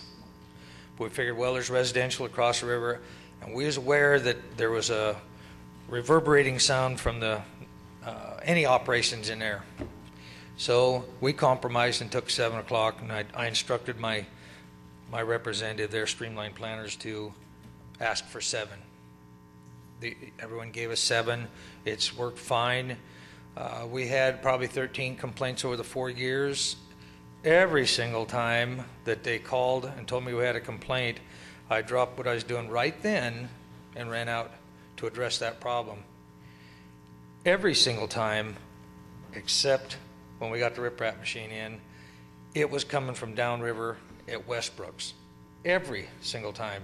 I come right back and reported to Mike Sullivan and to Randy and challenged them to go right out and take a look at it. Right then, don't put it off. Go down. And one of the times we hadn't been in there for 4 or 5 months, and they said they had heard a D8 cat working over there and some rock work.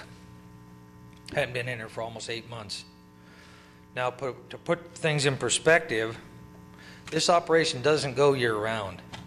Tidewater's got a lease with me. They come in when they need the rock. As they use it up, they come in one time a year, and we split our year July back around to June. So it doesn't go January to December. But they come in sometime in that 12 months' time, and they'll come in and they'll take their yardage. This year, they even took less yardage than what the contract called for. Under agreement with me, I worked with them. They didn't need that much rock, and there was so much controversy going on, so I allowed them to take about 10,000 yards less rock this year. Okay? Before we even started opening the doors here, we had $200,000 in the project. Okay? So all through this thing, we've tried to be a good participant in this thing. One of the enigmas that we started off with right from the very beginning, day one, is even though it was posted down to Sacramento, went through all the clearinghouses, and Caltrans and everyone else signed off on it, and all the agencies stipulated, do not cut one tree. At the last minute, 13th hour, supervisors decided that I had to have a encroachment permit for this road, and this road had been there for driveway, not road, been there for Keep it to the appeal. Huh?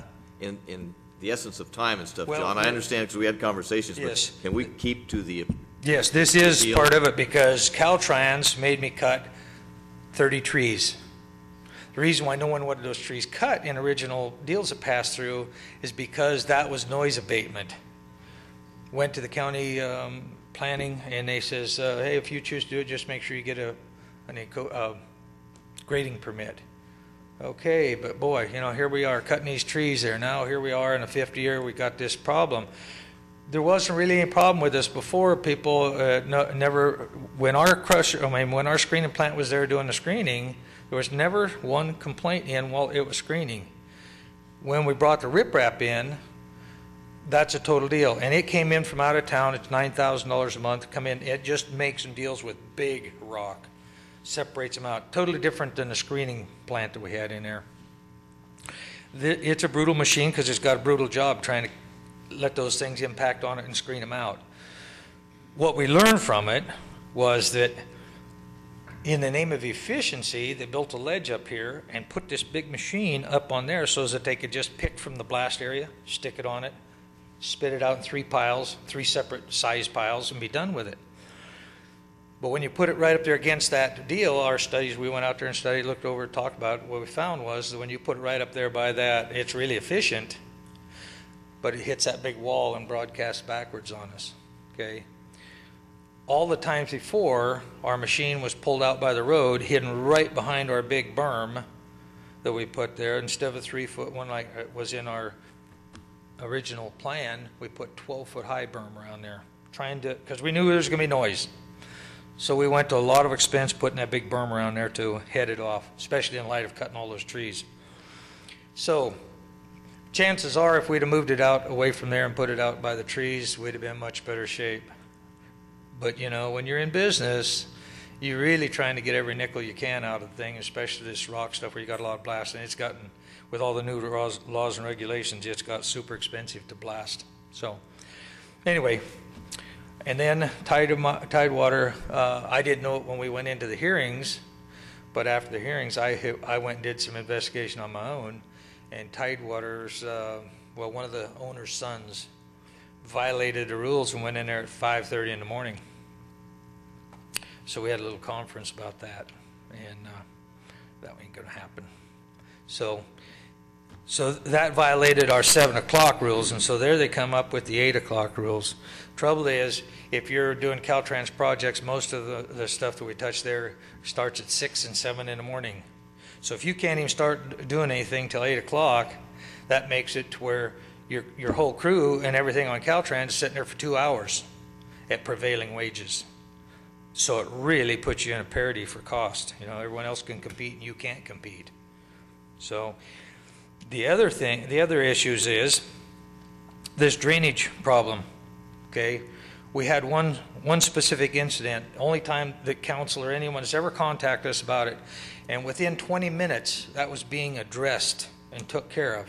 And we had the county health and environmental officer came up there, took pictures, talked to it, called the water board, told them, hey, false alarm, this is not a problem area. You can release color, you just can't release sediment. So that was addressed and taken care of. As for the stuff that was tracked out onto the road that was such a problem by Carl Brown, there's a little going conflict between Carl Brown and Tidewater. The reason why Caltrans never said anything is because I went up there and I looked at it 4 different times, and it was no worse, no less than any other project that's done up and down the road. Yes, there was some stuff on the road, but it wasn't even enough for Caltrans to even call their little pickup with the dozer on to scrape it off. That's how minor it was. But there again, we went and decided to address it, and we took and put up right alongside the road and over to the other side there, filter screen, silt screen fencing to collect anything that might just discharge off the side of there. In 19, they went ahead and it basically just outlawed us in the quarry, because there's nothing you can do in a quarry if you don't have equipment in there to do it. You don't just load trucks. You've got to screen it out, shake it down, crush it, whatever you got to do to make it usable material. If you take everything out to another site, you're holding a lot of stuff that isn't going to be used. The tailings of the dirt particles doesn't get used. You've got more overburden on a mountain like that. In a river, you use everything. On a mountainside, you don't use everything because you've got a lot of dirt and particles there that gets screened, separated out. But basically, the way they wrote it up is, hey, out of there, guys, because there's nothing you can do other than load a truck. That don't work. And doing all these things with these engineered plans, if you notice that when my representative sent you this letter there,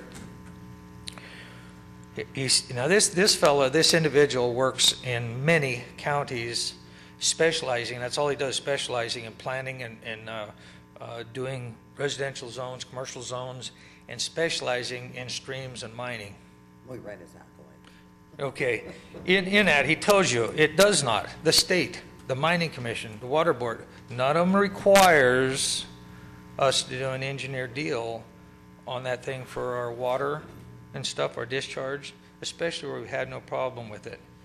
The state doesn't even require it on either of those 2 items. Now, in the past, what we did do, especially right after that deal, because Randy asked us, would you do a water plan? Get us something on record so we have a water drainage. We sat down and came up with a plan to run this stuff through, do settling ponds, filtering, bales, hay, silt fabric, and everything to make sure that we had something in line, and it's never been a problem or an issue on it. So that was addressed and taken care of instantly. And I see no reason that wouldn't work again on the thing.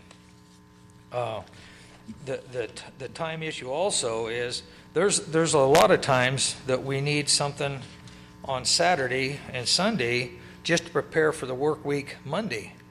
And we ran into that after this hearing was here, because a couple of the residents, or I knew them, and I asked them, well, hey, if you got a problem, you hear someone in there, just call me. You'll find I'm pretty responsive. And so he called me. 20 minutes after he called me, they were shut down and out of there. Okay. What it did to them is they lost a whole day's work on Monday, because they had to go in Monday and prepare this rock and separate it out and get their pile going, sort it, and put it there ready for Monday. Now, why did they have to do that? Because we went in and just pulled the riprap machine out to save the controversy. They fell several thousand, well, I forget how many tons it was. They told me that they were short. So instead of me getting the money for it, they went to another source, and the other person made the revenue from it, because mine was basically shut down by the county. So when this was set up here, there's several parodies that was done, because Westbrook kind of got an open hand on it. operate at, 7 o'clock in the morning. He can operate till 6 in the evening. He can operate Saturdays and Sundays. We can't do that. It's pretty hard to compete with someone with you got your hands tied behind your back. That's basically mine. I'd like to reserve, same as you folks, a little time at the end if someone does some inequities to me to hear that needs to be straightened out. Can I ask a couple Yeah. On the machinery, the equipment that has been historically used, not the one that came in and was put up on the platform, apparently above the berm. Mm-hmm. And there have been no complaints on that noise level of that equipment? No, the complaints that we got was we wasn't even in the quarry. Okay. It was coming from downstream, because see, in the morning, the wind comes from that way up the river, and so you'll get complaints coming from Westbrook's hole pit right down the road from us. And so when it says that the minimal necessary, i.e. sorting, would that still allow your machinery that you've used for the last 5 years to still be used? Well, there's another machine that we normally use that we didn't use on that yet because we had to blast and get the first portions of it off to get us enough room in there to use it. So far, all we've used is a Roadtech screener. They're about $280,000. They took and traded that off to get two newer, better ones that operates a little more efficient, a little more quiet, or, and sorts it out a little better. But I guess what I'm asking is, would that language still allow that to be used? No. Well, what is it? Basically shuts me down. Well, it says necessary, i.e. sorting. But see to me, it's necessary. To Randy and them, no, it's not necessary. To these, are not necessary. It says that it shall be restricted to the loading of trucks and the minimal necessary, i.e. sorting, before the trucks are loaded. Does that open the door to not the $9,000 above the berm, moving the giant rock, because that doesn't happen as a Well, course. see, if I can guarantee if I moved the other machine in tomorrow, we'd be back in here again, see, under those wordings. It doesn't allow me to operate the way that the rest of the people with rock quarries That's what operate. I'm confused about. What does that mean when it says minimal necessary, i.e. sorting? It seems to me that that's saying that, yes, you can sort, but it's the big riprap one. Yeah, but see, that's what I'm saying, Martha, but there's, or Mr. McClure, there's one in between. See, we're just doing the minimal, okay, here because we had so much dirt particles and stuff. In the future there, as we blast further in the mountain stuff, you won't have that dirt particles, you'll have mainly just rock. So then you'll get into the crushing of it, just sorting it and screening it off of it, okay? Right now, we've just been screening it off with this little buggy. Then we needed the bigger stuff, so then you bring the riprap. So here's the two, and here's one in the middle. We still need the one in the middle. We just haven't used it yet. That one there would disallow that from being used. So we don't know the noise level for that one or anything. It's just barely above what the low level one is there. It's nothing like the riprap one. The riprap one is an unusual one because you're using with great big rock. I mean, it's just. What I thought I was hearing here too is 19 would allow you to do what you've been doing for the previous 4 years out of the 5. And It'll let us do that, Mr. Okay. Finnegan, but it won't let us go to the middle stage. And that's why we've been blasting and working our way back in there, so then we can get to using this the other middle machine. stage is unknown, except that you say it's Yes, akin to what you were yes. doing the previous See- 4 years, is what I think the emergency is what we're talking about with the riprap. See, and I like your approach there. See, we could even agree for that, okay, 8 o'clock for that, but it's like all or none. And he said, talk about compromise. Well, how do you compromise when you're basically shutting us down? I mean, that's what it boils down No, to I here. didn't see it as shutting you down. You need to come out and see these operations go because you got to have Well, I'm trying to be specific about it. And Well, the worker in the specifics pit has were- got to be able to have the availability to sort and use the machines that they need is the thing, see? But your approach of saying, okay, let's put a restriction on this here, if you come in, notify the county ahead of time, your own hours are limited to 8 o'clock. That's reasonable. That's a compromise. We can do that. That's, because then once you get it sorted, they could load the truck at 7 in the morning to take it to the place, not, that's a compromise. We're not against that. That's workable. Go ahead. Well, I'm confused on where the objection is on 19. 19 is they basically tie our hands in this emergency deal emergency to them or me or you is all going to be classified different. Now, if your house was here and you had this mountain slide down here, it would be emergency to you for us to come and build this riprap and put it there. Might not be emergency to the planning deal. So let me see if I get this straight. The riprap was the issue. That's the one that had the machine that Yes. made all Yeah. the horrific noise. Because when you get through that making finally it, was it's, the tipping point. yeah, Okay. it's boulders from this So- big to this big. How often is that kind of rock quarried out of there? It's impossible to tell, Supervisor. Give us a because- historical. Yeah. What, We haven't 2 had to weeks? have it in 5 years. Okay. Okay? So there's only 2 places you can get it. Tidewater owns both quarries. I'm just trying to figure out a way that we can craft language that can say that you can keep doing what you've been doing for the last 4 years, but not hit a noise threshold that we hit on this extraordinary event. Can I give you a suggestion? Yeah. Like Mr. Finnegan said, put it 8 o'clock for the riprap machines and advance notice to the county week ahead of time or 5 days or 2 days ahead of time that we're going to be bringing a machine in for that. But what about the time restriction that you can't run a riprap for 4 months straight without some sort of review? That's okay, because you can't afford to run them that late. We don't So have here that. we go to the 14 days. Is that reasonable? Well, with extension if needed. It says that. And that's in there? Yeah, Okay. yeah. So that's Because- reasonable. I think there's more agreement than you realize. Yeah, because see, the 14 days, it takes about 5 days just to get set up in operation and get everything going, the logistics of it and stuff. So then after you get going, I think, I never counted them, I wasn't aware, I don't watch them day and night there, but I think they was there for something like 25 days or 35 days, from what I understand. So I'd have been in 2 times to get an extension, let them know that hey, we need a few more days here.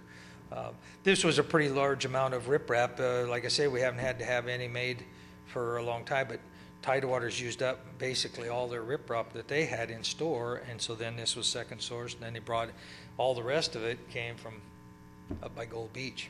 So we lost out on that revenue and taxation in this county. So, Okay. I think you've answered my questions, but I may want to ask you some more too. Okay, John, you can have a seat, and I'm Thank you. going to open this up for public comment. And if I see a large group over here, if you are all going to speak, could you sign up with Jeremy so we can call each of you up? And all I would ask is that if you're going to say the same exact thing that the persons previously said,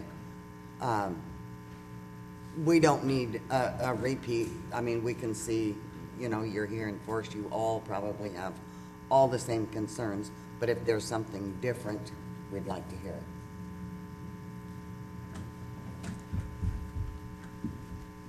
Good morning, Madam Chair and members of the board. I'm John Pritchett. I'm currently the chairperson of the Del Norte County Planning Commission.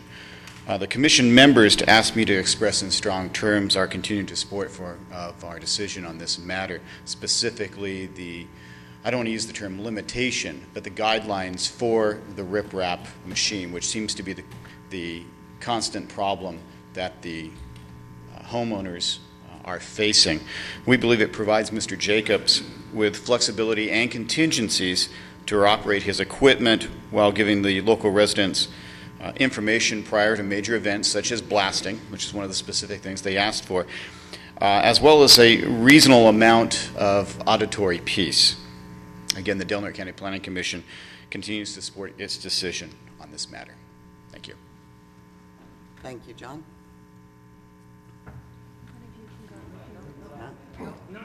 No. First, it's public hearing. You have to take notes. Dale. Yeah, Dale Fugate. I live across the river from Jacob's Pit, probably a little over 300 feet. The other rock pit is like 2 miles from me. I've never heard it. 300 feet, I can hear John's. And hitting my back deck with an unofficial Radio Shack dB meter. It's at 85 degrees or 85 dB constantly. and peaks to 105. You can't talk on my back deck. Can we ask questions?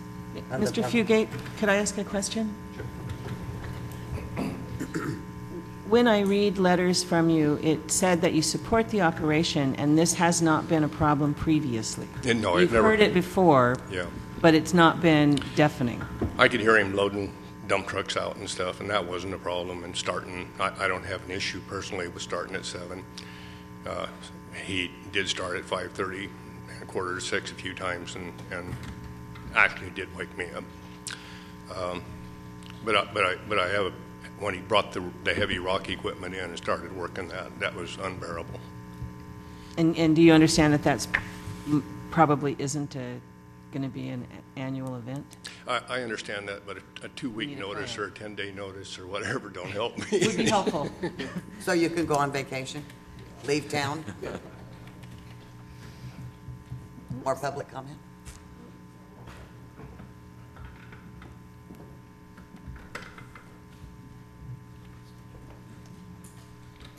My name's Raymond Robinson, and I live on South Bank. I've lived on South Bank since '46. I worked for North Coast Paving for 30 years.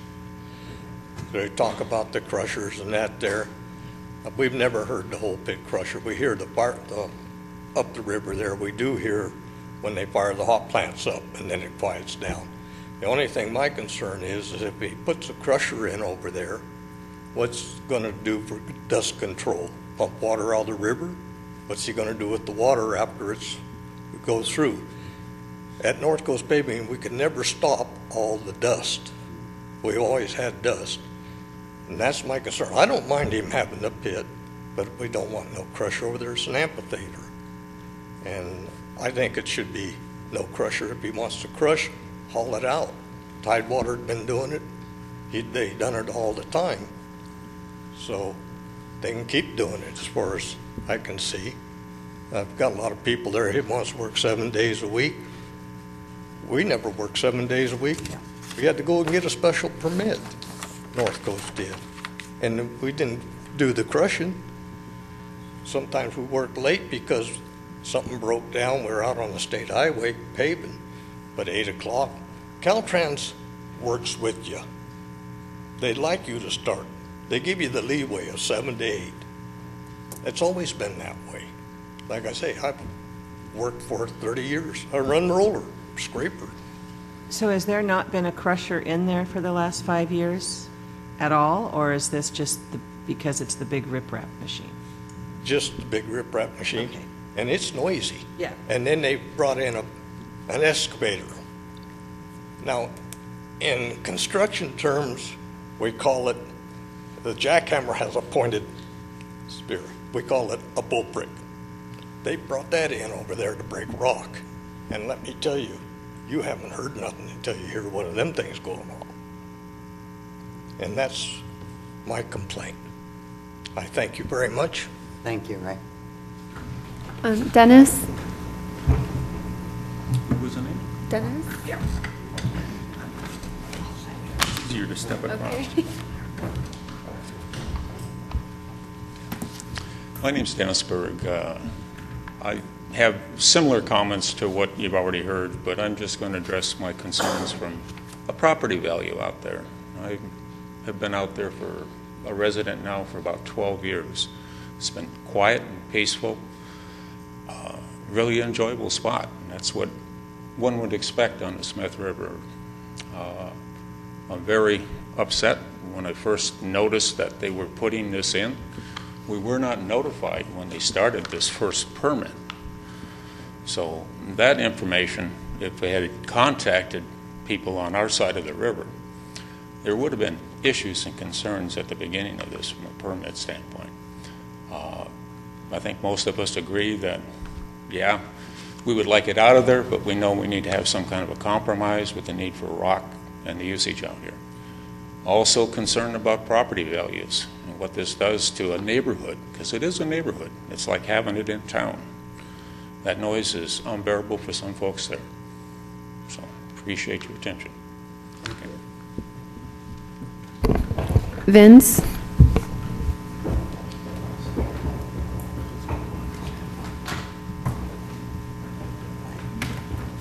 My name's Vince Tomasich, and I live on South Bank as well. I just wanted to address a couple of things that Mr. Jacobs has brought up, and that is in regards to the hole pit. This is on Lauren Avenue, and he feels that he should be able to have the same use of equipment as they have. But that hole pit has been in operation for as long as I can remember. Many, many years. I have friends of mine that are in their 60s. They used to swim down there, and they used to play in that thing because it'd fill up with water in the winter. Anyway, that thing has been there for years. 12 years ago, or 11 years ago, when we bought our home on South Bank Road, there was no rock quarry on North Bank. And years ago, well, when this thing first started out, Mr. Jacobs stated that in 1996, personnel from the planning changed the zoning on his property. They never did notify him. They did it without his knowledge, no public meeting, and this was brought out by Supervisors McClure and Jay Serena. Well, anyway, the supervisors granted the reinstalling of the property zoning back to the original zoning. You folks did. And at this time, he purchased it. Well, when you guys did that, you changed my zoning on South Bank Road, whether you know it or not. You changed my zoning from rural residential, peaceful, quiet, serene, to rural residential, chaos, agitation, and frustration, and noisy. And I wish that you would just take a moment and think about your own homes, where you live right now.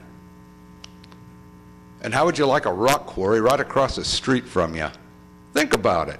It's terrible.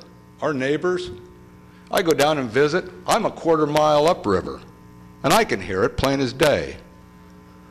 There people wear earplugs. I'm not joking. It's atrocious. It should be. So is that just now, this year with this big machine, or has this? No, it's been like that too. It was last year also. I mean, The so rock for the crusher. 5 years you've been wearing, they've been wearing earplugs? No, here, just this year has been the worst. Okay. Like Ray Robinson said, they brought in a big, huge excavator with a jackhammer. Unbelievable. Unbelievable. Try to live across the street from a quarry. How many quarries do we need? You know, Westbrook just got 40 acres put into his open pit quarry. Tidewater takes rock out of there. They don't? Oh, okay, then I'm wrong. They don't. But, you know, there's a lot of quarries around. I really don't think that's the proper place for one. And I thank you very much for your time. Thank you. Thank you. Marianne?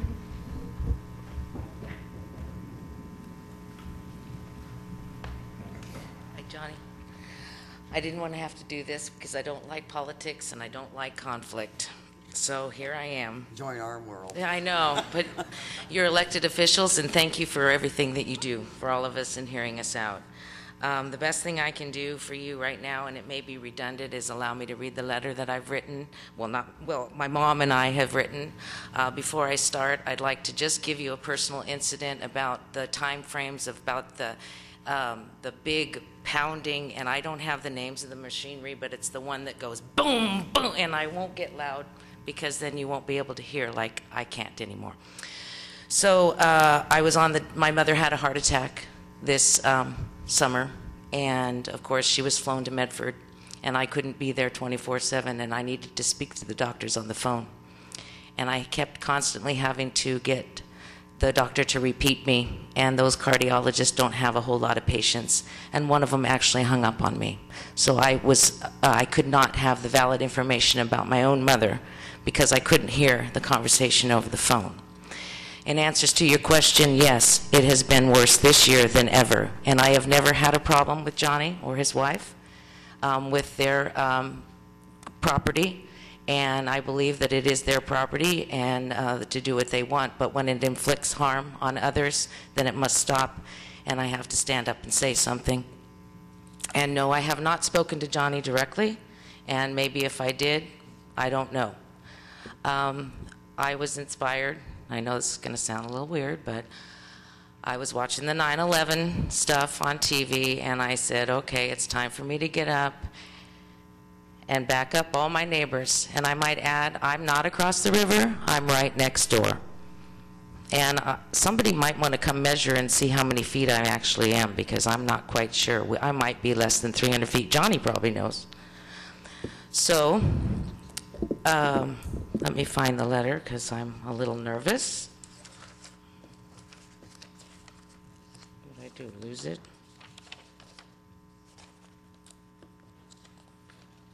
Pardon me, I know your time is precious. Okay. We have a copy of your letter in our packet. Actually, I don't, the new one? When did you? I'm not sure I ever wrote a letter. Oh, okay. So Okay. you can submit that one. Okay, to the Del Norte County Planning Commission, and of course to our county supervisors. We would like to lend our support, this is from myself and my mother. We would like to lend our support to our friends and neighbors on the Smith River who are gallantly fighting to eliminate the senseless destruction caused by Jacobs Quarry activity. Our property borders the quarry, which lay dormant for all the pastoral years we've enjoyed here since 1973. The catastrophic commencement of quarry operations had destroyed life as we knew it. It's as if a bomb test site appeared next door, and through the clouds of dust, the intensity of the trembling blasts force us to take up arms against those who mean to harm us. Though we have no direct experience in battle, my veteran friends make a likely comparison. We endure blasts that shake the foundation and windows of our homes and blanket everything with dirt, while all verbal communication is rendered impossible. We've suffered loss of hearing, headaches, and nausea. Our pets run and hide.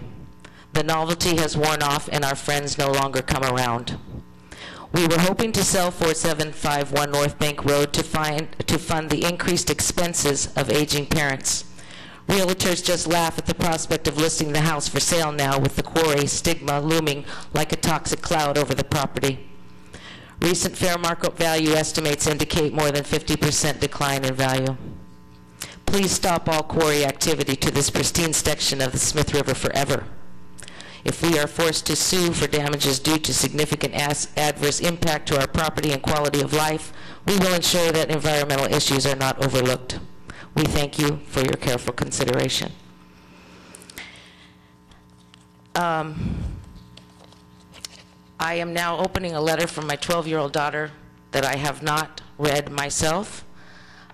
This is from, she's 12 now, in 3rd grade. She organized her 3rd grade class to start a petition against the lunch lady because she didn't like the way that the lunch lady spoke to the children. So I'm just hoping there's not any cuss words in this, because I didn't want any influence. And it's long. I hope you have the time. Will you permit me? Fine with me. Thank you. My name is Riley Ann McKella, and I am writing to you about the rock quarry that is disrupting the neighborhood, the ecosystem, and everyone's peace of mind. Now, before you roll your eyes and think, oh, great, another kid writing about the concern of the environment. Well, let's get this over with. No, don't think about it. I am a 12-year-old girl who is mature for her age and is pissed off about this whole mess. Even though I am not here at the moment, I still wanted my voice to be heard. Well, here it is. First off, I want to start with the rock crusher. Now, I'm not sure if this has already been stated, but it is, she has this in capitalized letters, loud and disruptive. When I am on the phone, I basically have to yell to be heard on the other end. It is probably one of the most, again capital letters, annoying things in the world. It is constantly banging and smashing, and it is just plain ridiculous. I can barely carry on a conversation when it is on. It is definitely noise pollution. The next thing is the dynamite. Okay, first off, it is corrupting the side of the mountain, which is screwing up the environment. Notice I would have changed her wording if I had had any input in this letter. It is destroying the natural habitat for the potentially rare and or endangered plants and animals, not to mention the elk, bears, squirrels, birds, etc. Once again, I state that I am only 12, and even I know this is wrong. Back to the dynamite. It scares me. I am almost terrified that the whole mountain is going to fall and seriously injure or kill several people. There is no notification of when the blasting is going to occur, and people are concerned about their homes and other people. And I'm not so sure that's true, because I think I have gotten notification from you, Johnny. But I know my friends across the river have not. Some good Samaritans have driven up and down the road to see if people were harmed or in danger. Not to mention my dog. My dog, Buddy, is just now going back outside by himself. Since dog's hearing is better than more than 2 times that of normal humans, I'm surprised that he hasn't gone deaf. He is complete and utter nervous wreck. A few months ago, he started licking his paws. At first, we thought he had an injury on them, but then he just kept doing it. We later found out it was the sight, and I was ticked off. I absolutely love Buddy and felt awful that he had to listen to it. Just one of the many violations of the permit is starting at 7 and ending at 5. Again, she doesn't know. In the middle of summer because of the idiot blasting his way through a mountain. Sorry, Johnny. I wake up at 7 a.m. and it doesn't stop until around 6:30 or 7. They also work on the weekends and leave machinery running on Sunday. Now, before I state my next concern, I would like to say that I don't know if he obtained an extension on his permit, but if he didn't and it expired on May 3rd, then he is guilty of working through it. It only recently stopped around a week or so ago. Also, there is dust everywhere. My family and I live less than 300 feet away. I'm not sure she knows that for sure. From the site, and there is dust on our tomato plants. It is also in the road, which is an extreme safety hazard. Even I know that. They also have had runoff issues with muddy waters has flown into the creek and into the Smith River, where it traveled 700 yards downstream. This is a definite violation of the Fish and Game Recreation Department. I am extremely saddened by all of this because this is where and will continue to grow up. It used to be such a quiet and peaceful place, but then the quarry came and took all of the peace and serenity from it. The people travel here for the river, the redwoods, the relaxing fresh air, and the wonderful scenery. So let me ask you this, do you really want to be the ones responsible for all this? Apparently so, because it is already happening. The peace is gone, and this continues throughout October and November, then it will also deprive a child, possibly other children, of sleep they need. Once again, I am only 12, and I know that this is wrong, and the whole idea of the quarry is stupid, sorry.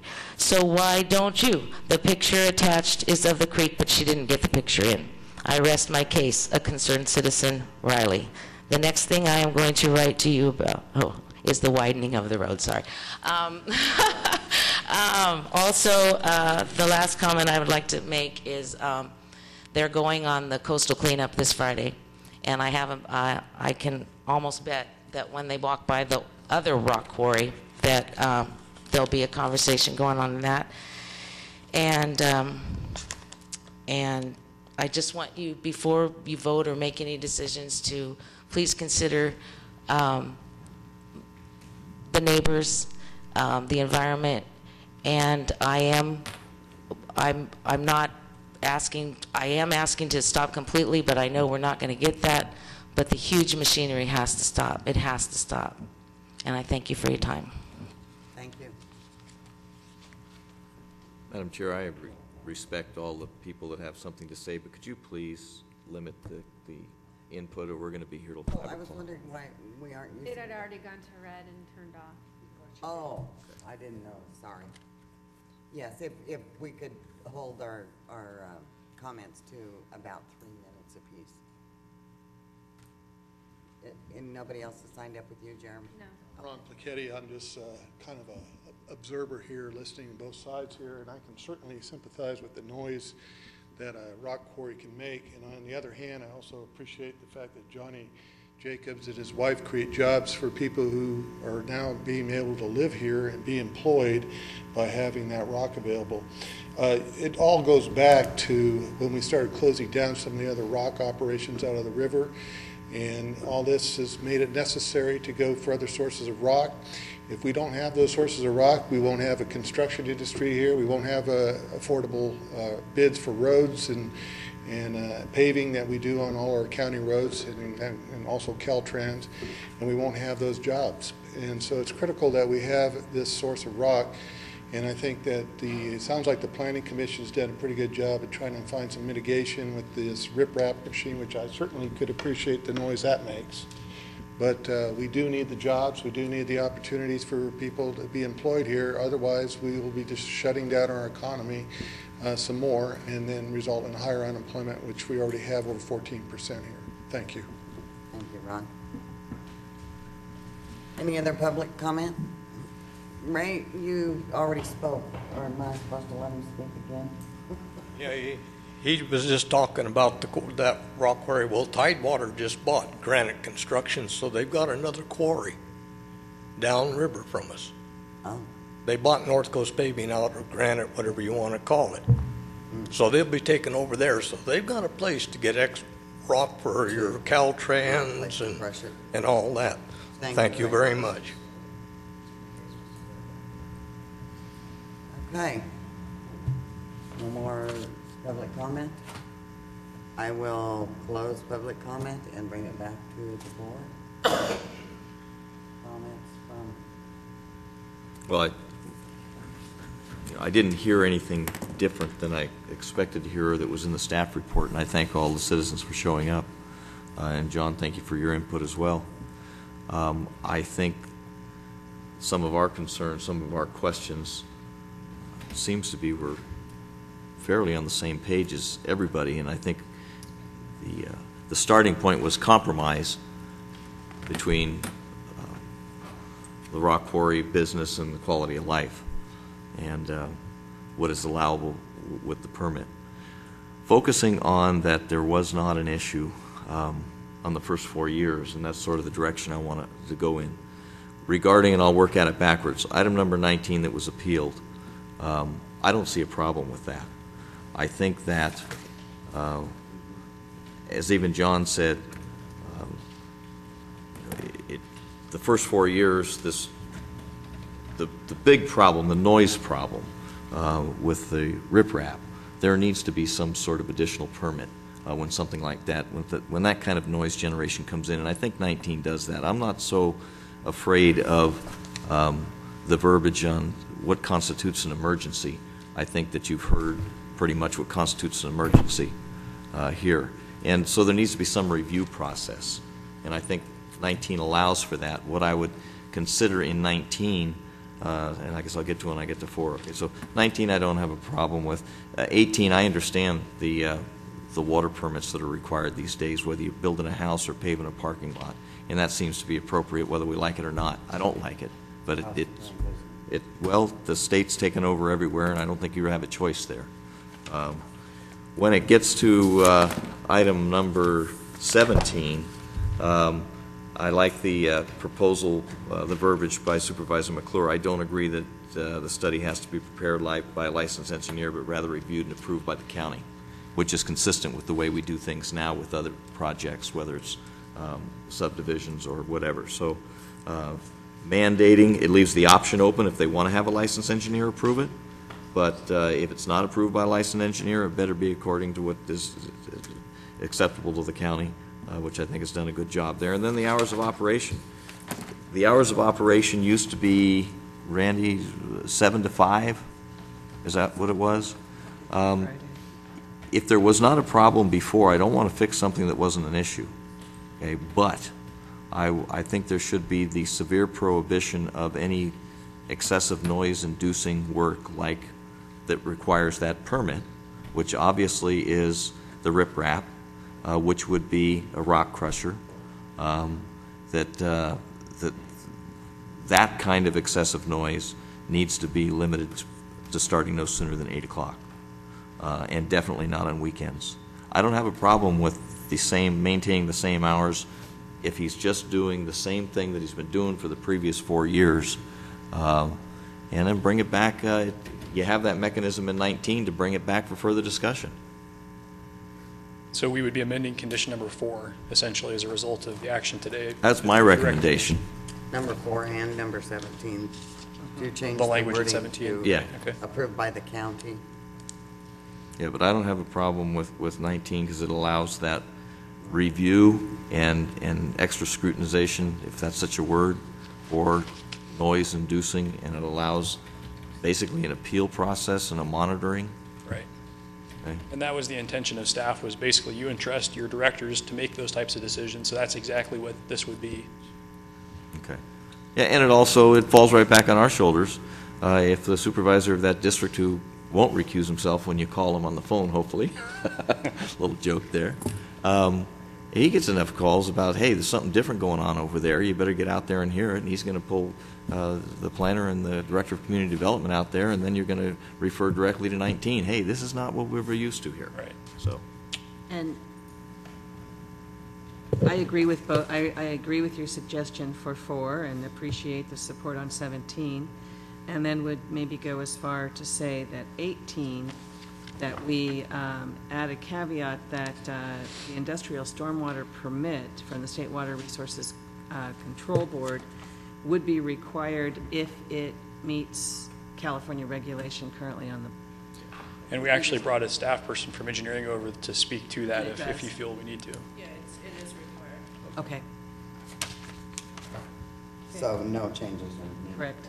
Not if it's required. And the only thing that I did say, whether you want to write it into 19 or whether you want to take it as a very stern recommendation, that anything that rises to the level of review and emergency permits, the time frame, I think you better put it in there.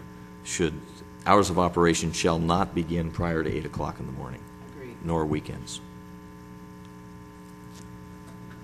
Okay, and that'll be I see that as a compromise that allows us all to go forward and monitor it. Any other questions? No.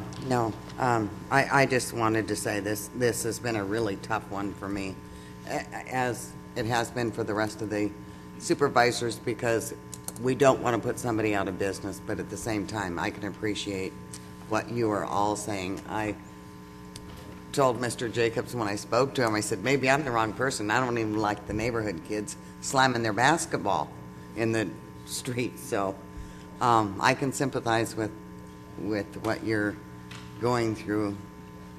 But like I say, I don't want to put anybody out of business either. And if I think our planning commission did a good job on coming up with these conditions, except for, a couple that we're making the changes on here. So I'm hoping that this is an equitable solution for everybody involved. Can I won't be move for this John. along prior to Yes. further comment to saying that I would move the recommendations as amended as we just discussed and direct staff to prepare them? Second. I have a motion and a second. Further comment? No, I can. For clarification, on 19, the way it's worded, These guys need to be quiet. processing activities outside of the direct quarrying activities shall be restricted to loading of trucks Right. and minimally necessary sorting before trucks are loaded. No rock crushing equipment or riprap plant, because they're two separate deals. So you're telling me that you're going to create an imparity between the other crusher, the other plants, and mine. Not if you're, as you represented, that anything you're going to put in there is going to be akin to what the operation noise level was for the first 4 years. Yes. If you put something in there that rises to the level of noise or approaches that level, then yeah, it's going to be restricted. Okay, well, the crusher doesn't come even near Then it shouldn't be an issue. what a riprap, but it says, you said no rock crushing equipment. So I asked that, could you just remove that and give it a whirl? I think that Randy's probably going to answer it just the same way I would, but go ahead, if I can ask him to.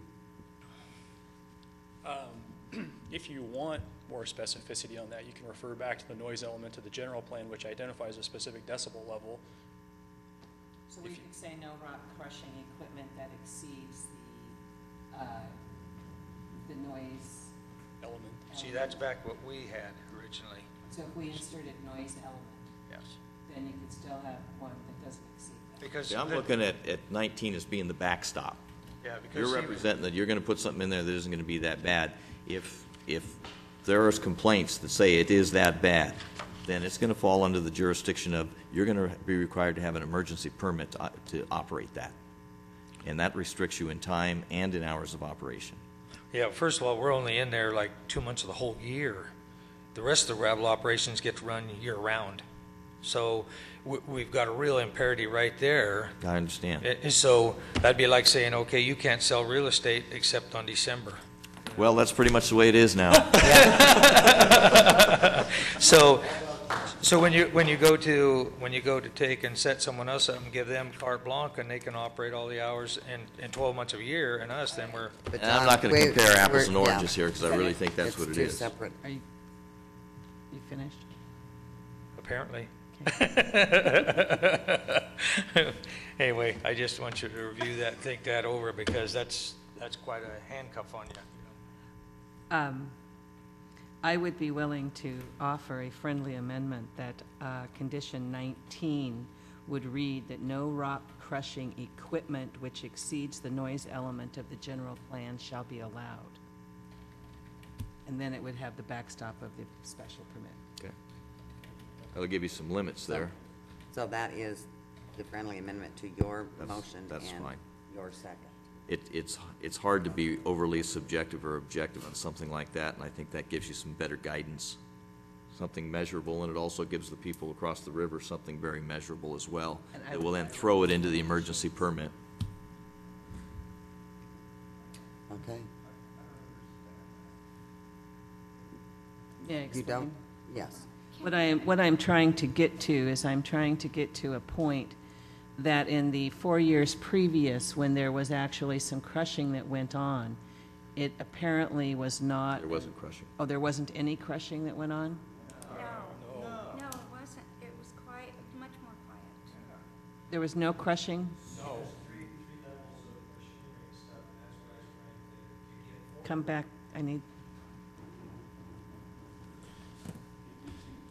I think if the intention of what you want to do is get back to where there were no issues for the previous 4 years, that can be accomplished by the language that we have in here, which, maybe to address your confusion, sets a specific decibel level that the activities can't surpass. So for the prior 4 years, the assumption is that it complied with the noise element of the general plan, which sets that decibel level at 62 decibels, measured at, I think, 500 feet or something like that. So if we put that language into it, I think it addresses what you want to accomplish, and it gets to what these people have been really enjoying for the last 4 years up until this prior year. Agreed. I just also wanted to point out there's a lot of other conditions there that already addressed that weren't part of the appeal. Right. A lot of the issues like There was dust noise and dust. and noise and some of these issues, so. Okay. You want further clarification on the 3 different types of machines? I'm just hoping that your third machine is one that will not exceed the 65. Well, actually going in line, you get the screeners, and then you got the crushers, and then you got the riprap. The riprap is the big birth of everything. It's the noisemaker. It's the ultimate. The next one down that doesn't do half the noise that big one does is the crusher, because they go to cone crushers and impact crushers, stuff like that. The old jaw crushers, yeah, big And noise. All that equipment belongs to Tidewater? Tidewater, yes. And I'm just I'm suggesting surprised they that. weren't here today.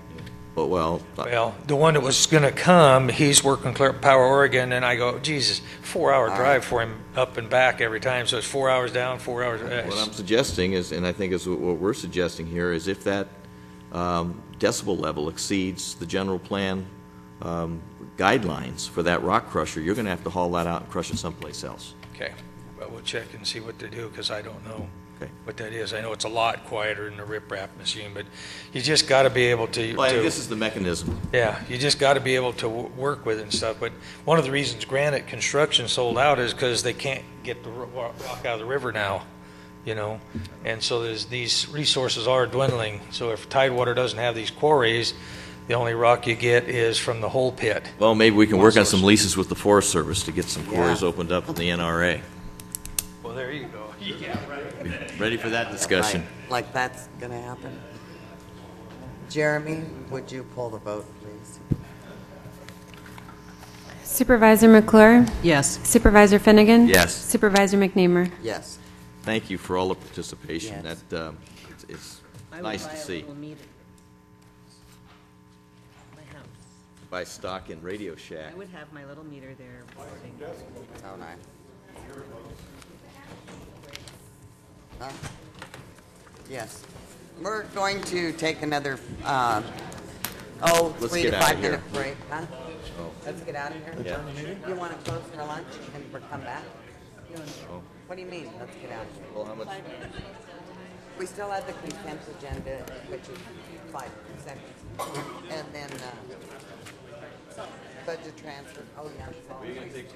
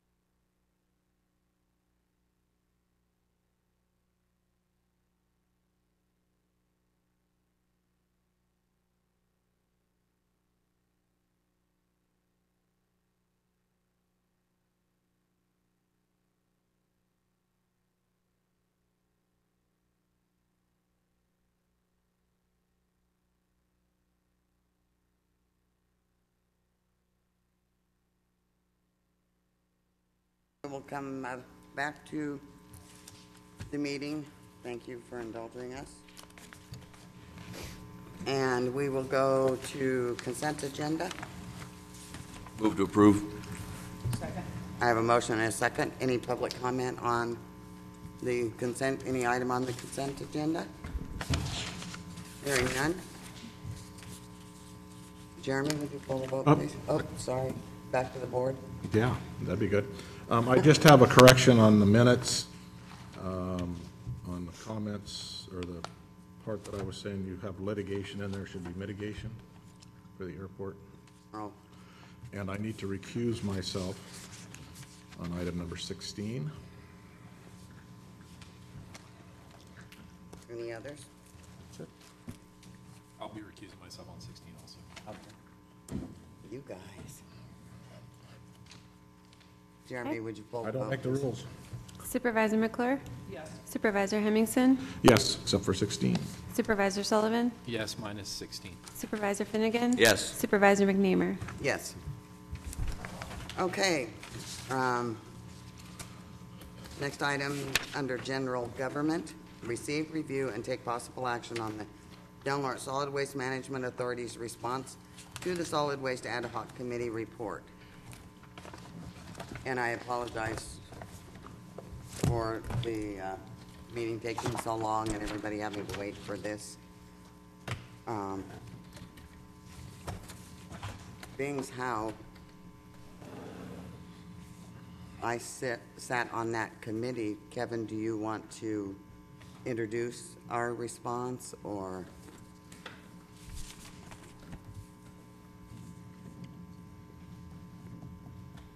I feel kind of awkward playing two roles here.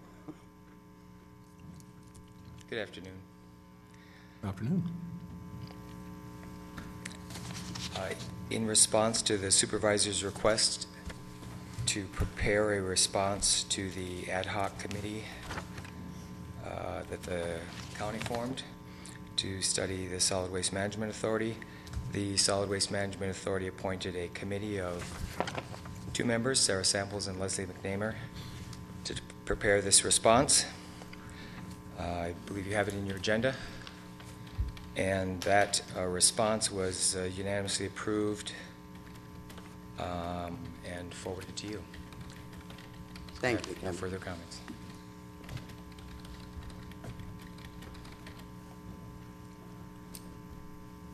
Sarah, do you have anything to say prior to this? We'll open this up for public comment. Pardon me?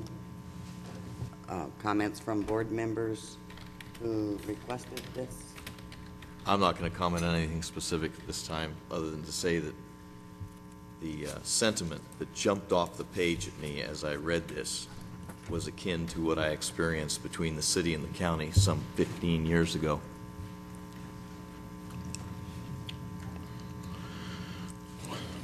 Is that all you're saying?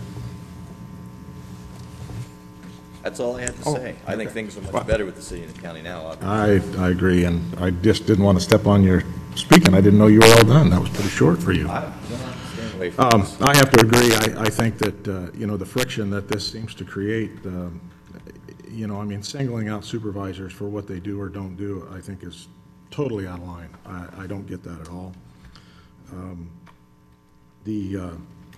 I would like to ask a question about it says the authority relies on internal controls of the county, and we have been well served by this trust. What are those internal controls that the county has over the solid waste? Kevin, can you answer that? All I can say to it is that everything the authority does, I mean, they do the work out at the transfer station and they bring it to the county. The county disperses their... What's the control? Where's the control? What's the internal control? Well, you can't speak from just sitting there, Ron.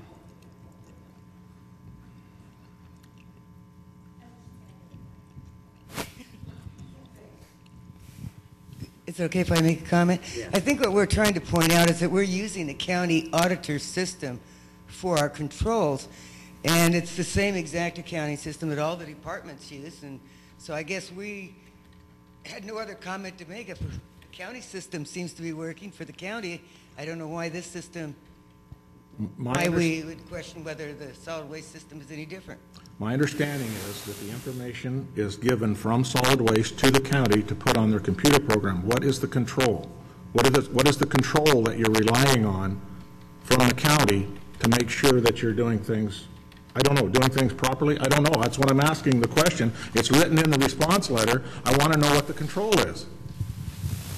What control is it that we're looking for here? Well, we were unsure what kind of a control that in the original document that came to us, we were in a dilemma in trying to figure out exactly what you wanted to know. The information comes, yes, from internally, and it does get transferred to the auditor's office, but that's what we thought you wanted to know. We thought maybe you thought we had some other different system, and we don't. We use the same system that the county uses. We use the county, in fact. Well, I think to answer specifics, and this is our former assistant auditor was part of the ad hoc that looked at this, but you guys were still using handwritten ledgers. You were not making timely deposits and not pursuing or reconciling accounts that were way past due. Those are some of the internal controls that were not in place with the Solid Waste Management Authority. Well, that was not said in that document. Well, I know for a fact the assistant auditor had a couple meetings with your executive director. So if he didn't relay that to your board, then that's something you got to take up with him. No, he did relay that to the board. What happened is there were problems, and the authority was the first to admit that there were problems. Way to mess up, sir. Let me just make one comment. What we did in responding to this is we took the Board of Supervisors' actions and addressed those issues that you asked us to comment on. And that's what our response is about. We did not take the report and go through every single little letter that was in there because, as a whole, we had to respond to what you asked us to do, and that's exactly what we did in our response, and that's why it's done in the manner that it is. I was starting to say that there were problems, and by the time your report, your ad hoc committee report, came back to us, there had been big improvements made out at the authority and the way they were keeping their books and everything. And so why yes, wasn't Kevin, that stated in the response? That there were problems, they were addressed, they were brought up by the ad hoc, and they were addressed by solid waste. That's not what it says in the report. There just says there's no supporting information or identifiable source for this comment. there isn't by the time we get the report and says we have all these things wrong. I think the point was there were a lot of problems at solid waste, and when I read this response, it looks like everything's hunky-dory. Well, It doesn't say we addressed these issues. I won't say there were a lot of problems. Yeah, their accounting system was antiquated.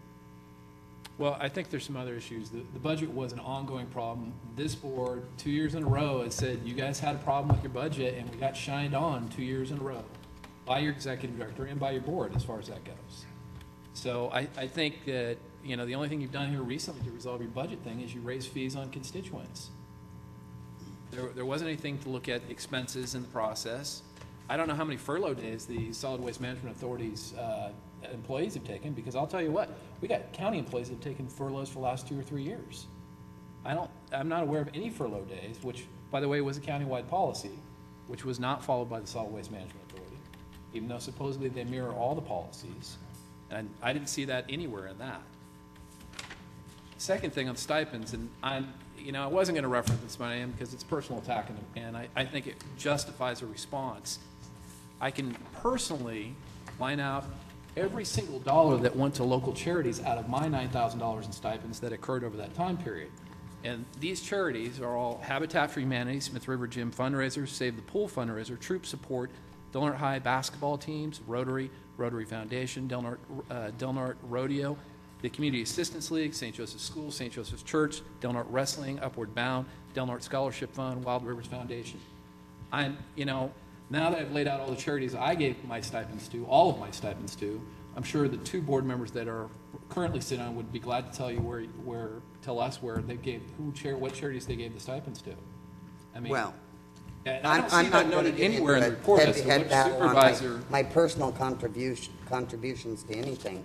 And do we know whether you made these contributions I would be before you were glad on the? to- No, it was during that time period that I Okay. was on the board. Okay, well, but I'm not I going to can get give you into dollar it. for dollar. I'd like. I think what this points out, if I could jump in here, is it was inappropriate to reference it, just as it's inappropriate to go into this line right here. I agree. I think putting that in there and singling out Supervisor Sullivan with the stipend is completely out of line, and how that got approved by the Solid Waste Board is unbelievable that can even happen. I'd still like to go back to my original question, is what is the internal control that the county has over the Solid Waste Authority? Yeah. I don't have an answer for you. It's in your letter. Maybe I can shine a little light on this. I think that the current accounting system is the same accounting system that is used by the county and reviewed by the county. The budget is currently reviewed by the auditor and the assistant. What's Jay's official, what's Neil's official title? The assistant CAO, but they don't necessarily review the individual budget. The But budget is he's submitted. getting as submitted, and then they've worked on it, and they've worked on any issues that were there. And then Neil is also reviewing the agendas. Review and control are two different things. I'm not trying to be angry. Okay. So, Well, I'm only angry because the Well, question doesn't get I'm answered. sorry, It's shined on by a bunch of foo-foo. It's out of line. The letter's out of line. If it represents what the Solid Waste Board thinks, it's out of line. And I really can't say much more to it than that. And if they're using an internal control, if your director is using an internal control like he says he should be, then the meeting that I was at where he wanted to fund the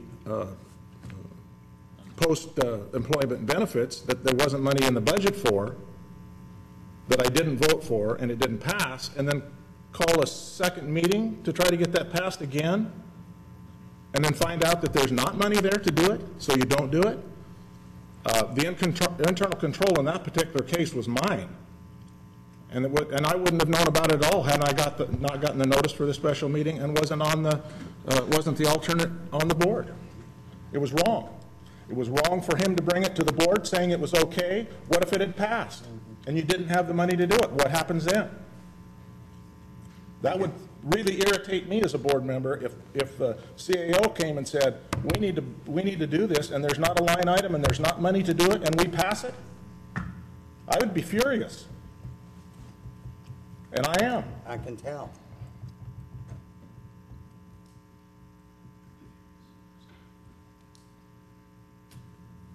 Any other comments? You know, the stipend thing, that board is not elected to that board. The people in this community do not choose the people that sit on the Solid Waste Management Authority. That's one of the reasons stipends are not appropriate. The response doesn't answer, it only answers the history of how the stipends came into place. It doesn't say whether they're justified or not, or whether they should stay in place. It says any commissioner can deny it, that's fine, but the point is the stipends, and basically everyone that signed off, and our report to Solid Waste, which was passed by all 5 board members, is the stipend needs to go away, period. You're not elected to that board. We're already paid a salary to sit on those committees and JPAs. If I could make a comment on this, if I could make a comment on the stipend also, I was asked by the director if I wanted my stipend, since I was against them. Did he call everybody else and ask them if they wanted their stipend? I refused the stipend. That's fine. I don't have a problem with it. I don't think I deserve a stipend for sitting on a meeting, although I think as an alternate I have to do extra work because I have to go back and read the minutes of the previous few meetings so that I kind of know what's going on. So it's a little more work for me, but it's part of the job. And that's what we signed on for. And, I gave up the stipend, but nobody else was asked. Well, but we also get stipends for El Tico. We do. And I get one for Air Quality Management District. Not on that one. Those are what? The stipend's up on the next El Tico agenda to get rid of. Is it? I keep volunteering for the wrong committees. Yes. Well, I know just since I've been on this board, it has been brought up twice, and it either failed by not having a motion or by not having a second to a motion. So if you can't get an agreement with two people to make a motion and a second, then it's not voted on. I know I put that on 2 agendas in a row when I sat on solid waste here, the stipends. And Yeah, well, both times I didn't have a second, and both times they died. Right. So it's probably been on there more than twice, because Jack Reese brought it up one time. So I don't know what to tell you other than, you know, it's gonna be up to that board to get rid of it.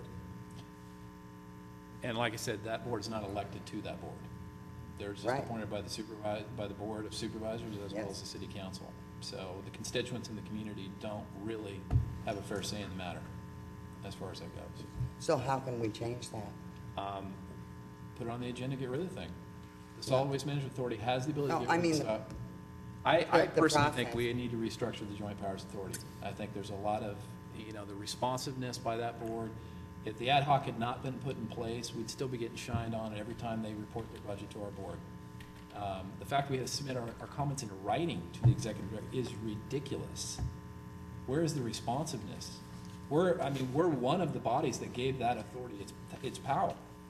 And there's no response to this board at all. It's shined on. It's the same thing out at the city council meeting. Nothing's taken seriously unless there's an ad hoc put in place to begin to, your budget would still be out of whack if that ad hoc hadn't been put in place, as well as the internal controls. I'd like to hear from the public, actually, if there's public members who'd like to comment on it. Ron? Ron Placetti, I live in District 4. One of my comments is that for a long time, we've looked at the Del Norte Solid Waste Management Authority as an unelected body who's basically, we don't know how they get appointed exactly, but some good old boy gets appointed to it. And what we have is a failure then for accountability to those people. And they get paid a stipend to do what? And then you get a response like you just saw that was just discussed by these two gentlemen and Mr. Finnegan as being inadequate. We need elected officials if we're going to have a board that can be accounted for, or we need to dissolve the Joint Powers Authority. It's time that we have some say-so as members of the public on what direction that this particular transfer station is, because we don't have a venue to change anything if we don't like it. We have no control over the cost. We don't have an input because the board can do what it wants to do because they're not elected. That's not representation, in my opinion. And I have to use the transfer station because it is the only place for me to get rid of my trash.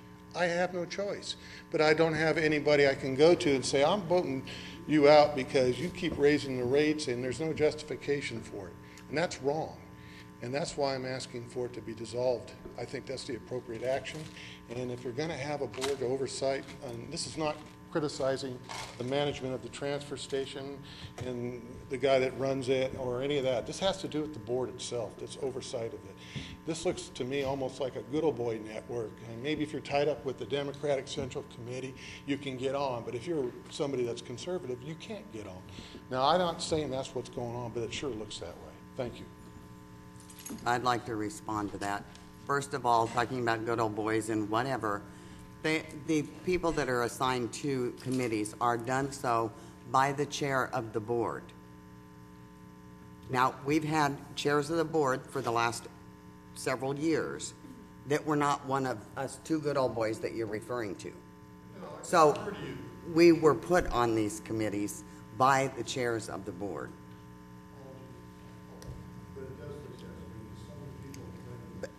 And I think it's people that are uninformed because they don't realize how you get appointed to sit on these boards. And if they have thought we were doing such a bad job as being part of that board, why did the chairs not put us on that board?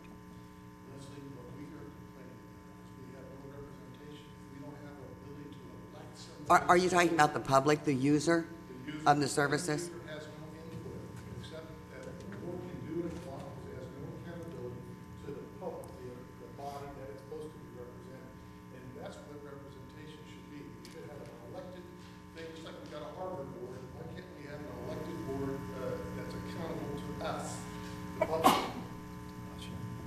Well, Or dissolve it, because then if you wanted, even the ad hoc committee's consensus was not to dissolve it. Maybe a couple of individuals' opinions were, but the consensus of the ad hoc committee, the other ad hoc committee, not ours, was not to dissolve it.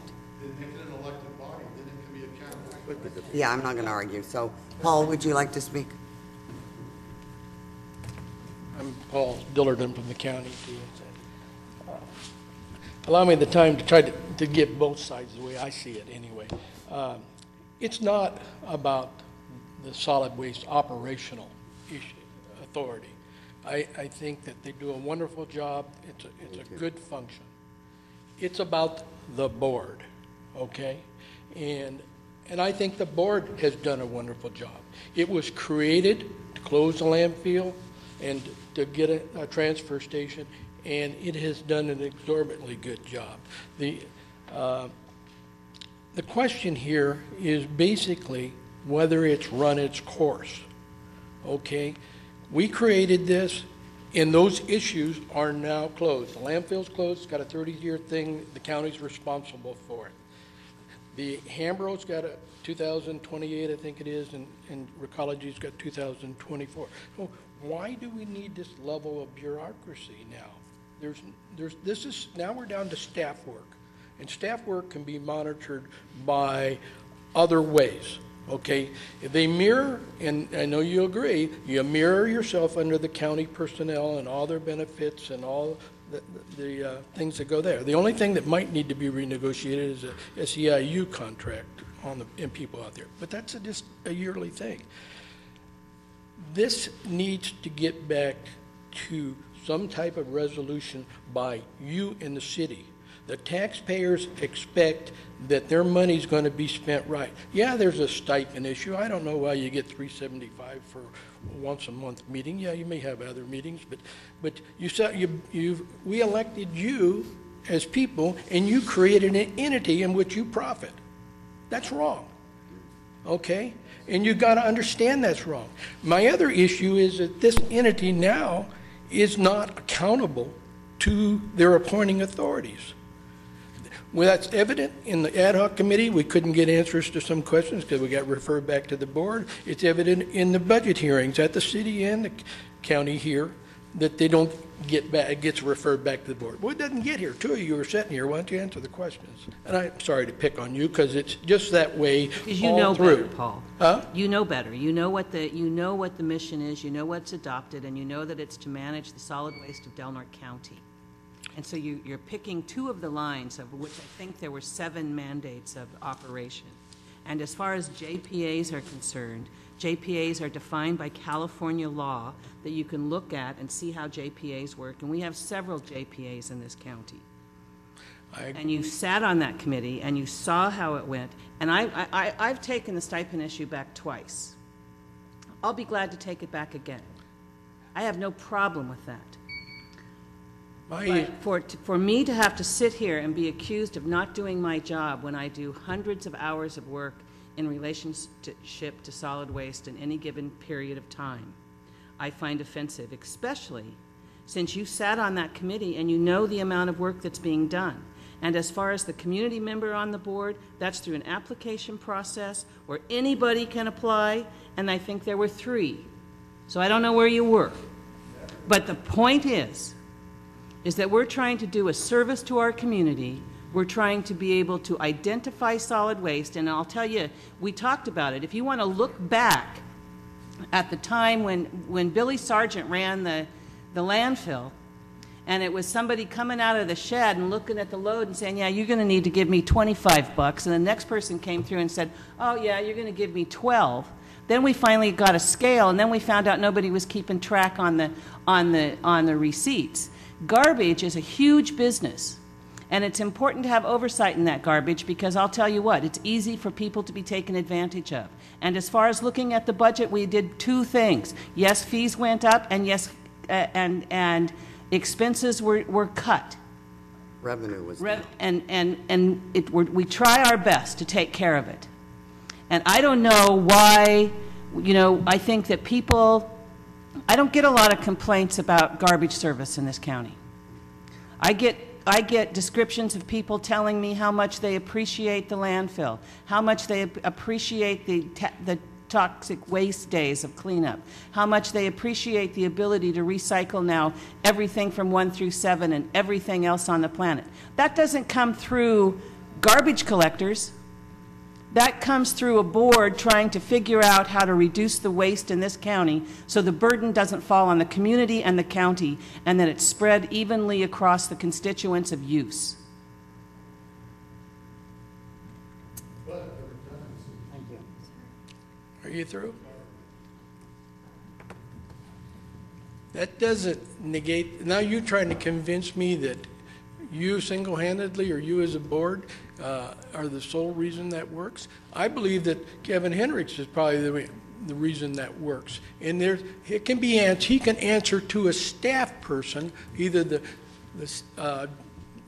Jay or the new city manager, or jointly, and it doesn't require a board to oversee that. The board was initially a good thing, and I support the board. I think they did a wonderful job. But I don't think it's needed now. There is no need for a board, and now the Solid Waste Board has become its own entity and is not responsible to the appointed authority. And if you say that's wrong, that's a lie, because we witnessed that.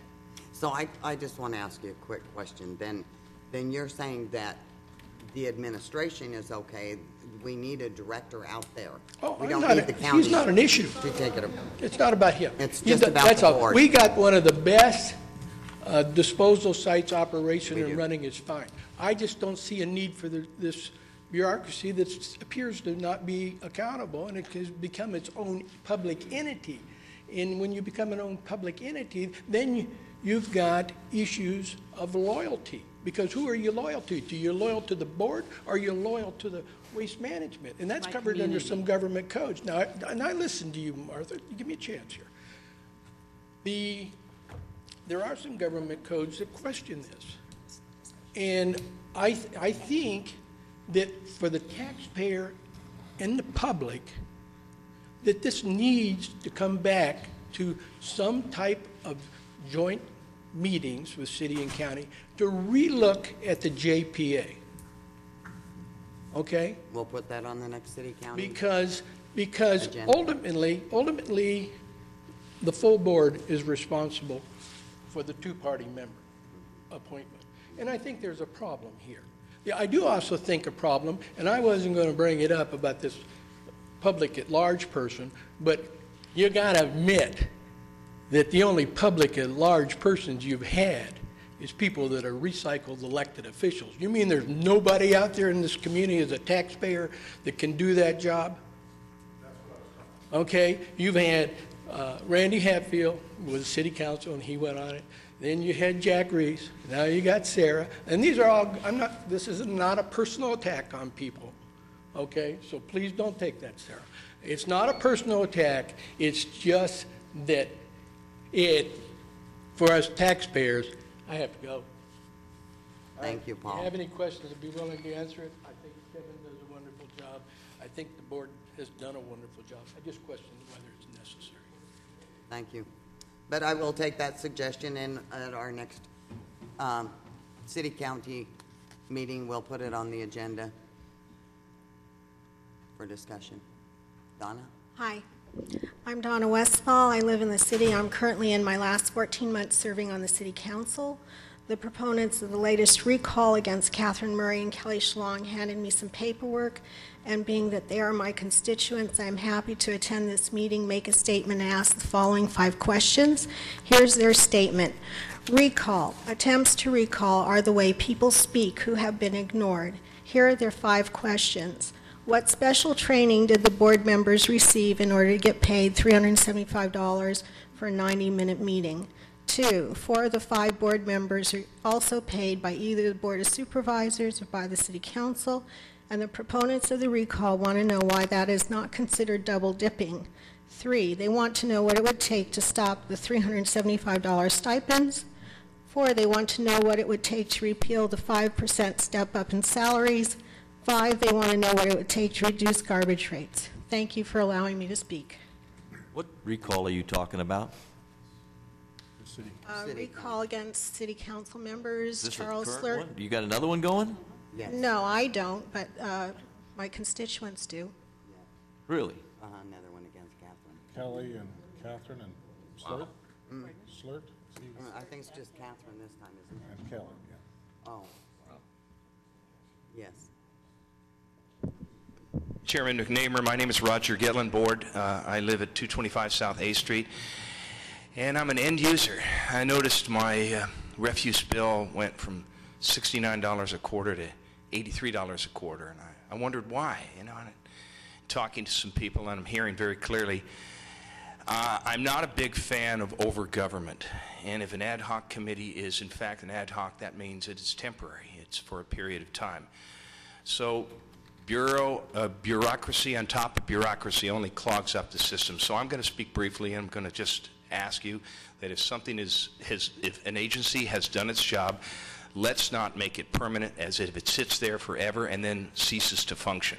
So I'm going to say if someone has brought this to the attention of the board that there's a problem with the solid waste management accounting system, fix it, and then let's go back to the board and the board do its job.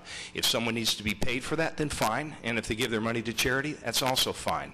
But I think what happens is this goes ad infinitum, and a year from now and 2 years from now, these committees cease to function and they merely clog up the system. Thank you. Thank you. Any other comment? I will bring it back to the board.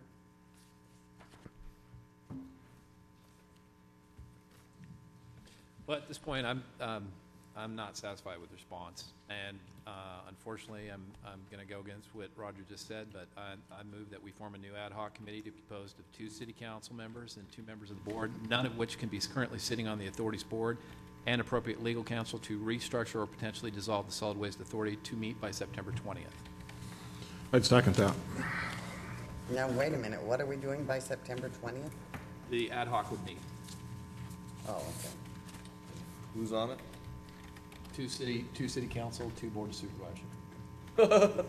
And 2 board members that don't. I don't have currently time sit for on it. another board. I'm sorry. I have a point of order for council. This action is not listed on the agenda. The only thing is that we have is to receive, review, and take possible action of the management's response, but there was no prior notice about dissolving. Well, this would be A part of the possible possible action to the response. It would be, I mean, it does state take possible action. So, I mean, obviously, you have to have a majority consent to it, so. Okay. Tell you what, it would have, and that's fine, I'll vote for it, I'm not going to serve on it. But it would have been a lot more palatable if the recommendation out of the previous ad hoc had been, who didn't have anybody on the solid waste, and it was comprised of the community, had come back that said that it was no longer a viable governmental entity. Right. I was on it. Oh, you were on it? I was on it, but the that's what's a little committee bit came troubling to back me. with not a recommendation to dissolve. Right. The original ad hoc committee. You read my report, it says that. But I said it was not the consensus of the whole committee, and you've got to have a majority. Well, I think it's, I would like to speak to the motion, please. And I think I find it kind of a setup of a manipulation because it has been apparent since Supervisor Hemmingson and Supervisor Sullivan have been on this board, their desire to dissolve, and now this motion actually puts them at the helm of a committee, which it excludes any voice of opposition, and I find that to be, quite frankly, offensive. Well, I actually would take offense to that because we gave the Solid Waste Management Authority more than adequate time to rectify the recommendations. I'm only speaking to the motion. Well, Thank you. And there's a reason the motion is Solid Waste has failed to address these issues. It has been a board that's acted just completely on their own with no input from either board. Why, can I ask you, why do you need a second one? Right. Why don't you just meet again with the board you got it? You and Martha, there's your diversity. You got community members. I think they've seen the way this is played out, that maybe at this that, point, it's more apparent that the there's a problem now than there was a problem before. Part of the reason the ad hoc is for us to do anything where it's not detrimental in the process, we need the city's involvement in the process, Exactly. period. And that was in the original. Oh, I'm report. sorry, okay, Yeah. so why don't you just add some city council people? Yeah. Why don't you do that? I think the makeup from the county side is fine, equitable, fair. I think you got some people in the public is fine, with Paul and whoever else was there. There were other people. Yeah. Add some city to make sure you have that representation. And now you got a couple other issues that you can highlight that have come to the surface that I think it's great. So why don't you amend your little thingy there and just say, we already gave you the approval to do your ad hoc. I think the request comes from the ad hoc to the city council for participation. That's fine. I'm willing to do it. And to set a time of September 20th. Yeah, and when you have to. I would check. encourage it to come back quick. Let's get this over with. Well, I was just going to state to set it that soon, or just pull a date out of the air. You don't know with the other city council members. Yeah, they might be in a recall. Who's available or That caught me off guard, I gotta tell you. Well, I think the idea on the September 20th is that it happens, we could amend it to the end of September 30th as far as. I think we gave you the leeway to do the job. Yeah. If you think you need some more tools, go do it, let's get it done. Okay, so. I just want to be clear, do you mind restating your amended motion? Well, can I make a comment first? You know, I think truly the missing participants are city members. I'm not sure that we need to rehash what's already been rehashed by the members that were there and the members in the public. I mean, we know what their thoughts are. I think the decision that has to be made, and I don't know that it's necessarily a dissolution, but maybe a restructuring. And maybe that's more of a realistic view, and I think that needs to be brought to the city's attention if they're interested. If they're not interested, there's no sense in going there. Yeah. So it'd be pretty simple just to get a couple of members from this board and a couple of members from their board to say, hey, is this something that needs to be done, or are we all good? Yeah. Unfortunate, we had this scheduled for the city-county meeting and it didn't make it on the agenda. When is the Anyway. next city county meeting? Well, no, I think you do. I don't think you wait for that. I think you've already let the cat out of the bag here. We need to go to the city, whatever that structure is, and let's get it over with. And if you feel you need a new motion to do that, fine. If you feel you can do it under the auspices of your task force or your ad hoc committee you already had, fine. And I think you do. I do too. I don't If you think it think needs your a ad motion. hoc has completed its task, the original charge, then yeah, we do need something new, but I don't think you have. Gretchen? Well, I think an ad hoc committee I is a asked temporary committee anyway, so it needs to be reformed, whatever, any way you do it. Any ad hoc committee will have to be specific to what they're going to be looking at. So because the previous ad hoc was looking at a little bit different issue, it will need to be a new. So it will need a motion All right. to form a new ad hoc committee. Okay, so can you read the motion back? Is it forming a new ad hoc committee with can you go ahead and restate it? Form a new ad hoc committee to be composed of 2 city council, 2 members of the board, none of which can be currently sitting on the authority's board, and appropriate legal counsel to restructure or dissolve the solid waste authority. So David declines from being on it. Martha. And I'll tell you, in discussion, I don't know, did Jerry seconded that? Yeah, he did. Yes, I did. Okay. In discussion, I think that if you don't allow yourself the diversity in the ad hoc, you're going to come under fire when it comes back to respective boards as a small minority, perhaps, albeit, is going to scream at you that you were partisan going in, and whereas you diffuse that issue up front, much the way you did initially by allowing yourself and Martha to be on it. And I don't think you should restrict how you're setting that up. I think to say that at least one of those people should not be on there is appropriate. Okay, I'm fair with amending that to at least one member from each board shall not sit on the authority's board. Second. And what was the purpose of the ad hoc? Was to look at restructuring or dissolving the solid waste authority.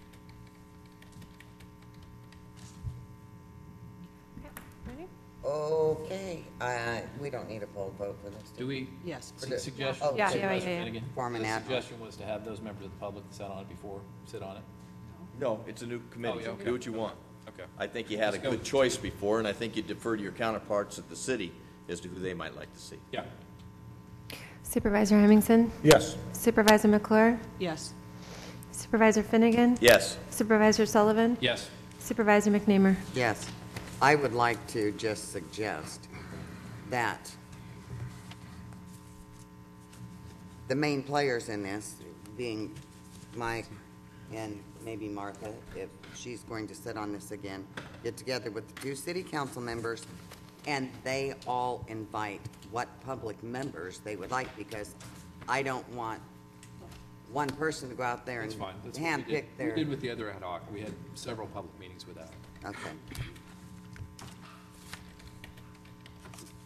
General government, receive, take part, no, never mind. 20. Approve the memorandum of understanding between the County of Del Norte and the Del Norte County Employees Association, SEIU, Local 1021, miscellaneous unit. Move to approve. Second. We are going to,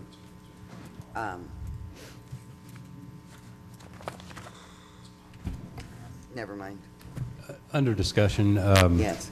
I'd like to make a couple of comments, but if you want to finish up the vote, then that's fine. Okay. Doesn't affect it. I have a motion and a second. Jeremy? Supervisor McClure? Yes. Supervisor Hemmingson? Yes. Supervisor Sullivan? Yes. Supervisor Finnegan? Yes. Supervisor McNamara? Yes. What this does is it allows the authorization of the chair to be able to sign the memorandum of agreement as well as myself. At this point, we don't have the final tally of the votes from the union. We did get an email late on Friday that said that they had more than a majority for approval of their agreement. So what we were doing is trying to get this on in lieu of some of the concessions that are in there. At this point, now we're going to go forward and we want their final vote so that we can then get the signatures. But everything looks like it's the majority was there and it'll be approved. So I just wanted to note that at this point. Thank you. Budget transfers, 09-01 in the amount of $9,625 within the Sheriff's Department to defray costs related to the eradication and suppression. Suppression.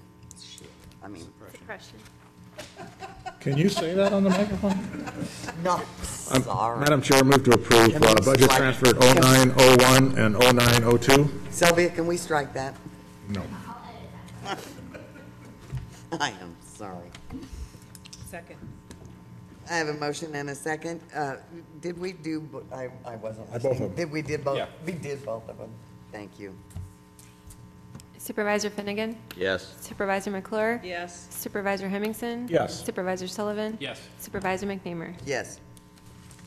Legislative and budget issues, consider miscellaneous legislative and budget matters pertinent to the County of Del Norte.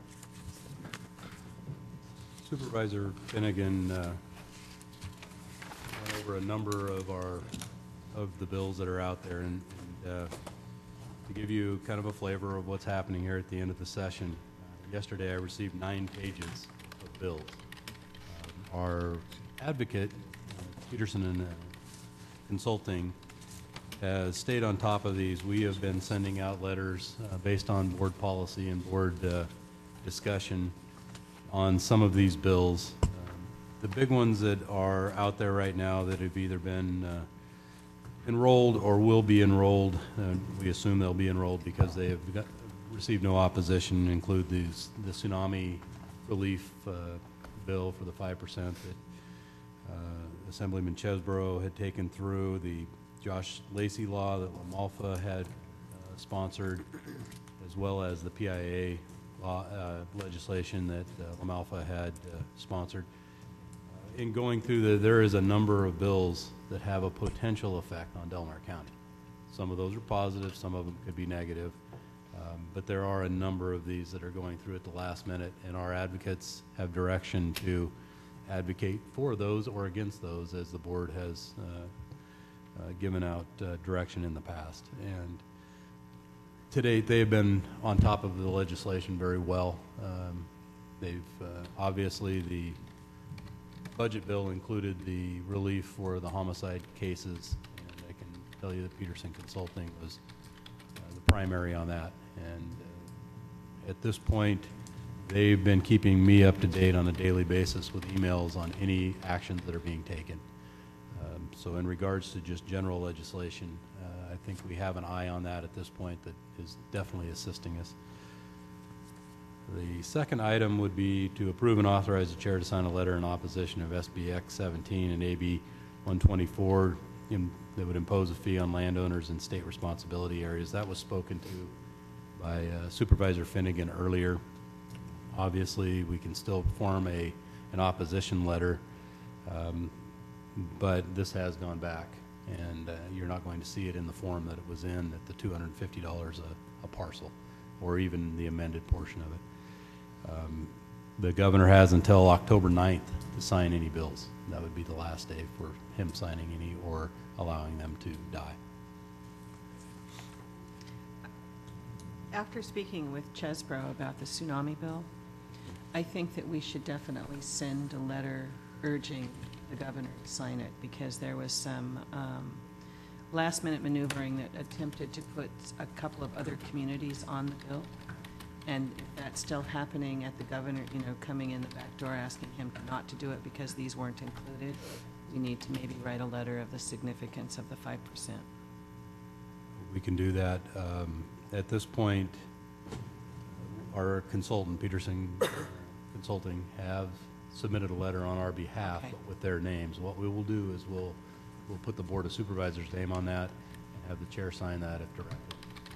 And then did you cover Bill 1245 to write a letter of opposition asking for a veto? Yes, that letter, I believe, was attached to your agenda. Yeah. Because I had the same thing from EMS, had Right. asked for the same thing. And I do anticipate getting emails from Peterson on some of these, giving us updates as to where they stand and any action the governor may take. Okay. Chair, during the break, an emergency issue was brought up to my attention regarding the summer parks development that's going on, and some documents that need to be approved by the board that I wasn't aware were not on that needed to be approved today, because the closing is scheduled for Friday. I have already reviewed them, so basically there is a subordination agreement, just subordinating the county's deed of trust to the construction loans that are being processed by Chase, and an intercreditor agreement with Chase and the county that outlays who's responsible for what, basically, and what joint things will be done, such as inspections and things like that. So, sorry for the late notice, but they really do need to approve today so the closing can go forward on Friday. Okay. So I need a motion to... I move to add those items to the agenda. Second. I have a motion and a second. All in favor? Aye. And I Now we will Probably should vote look on the at them. letters. Or on, huh? We could vote on the letters, yeah. Yes. That was a motion just to put it on the agenda. Now we need another motion to, We should look at them. agree to just turn everything over to everybody else. The original action would have included these, obviously. You remember that package was several inches thick, but it would be authorizing signature.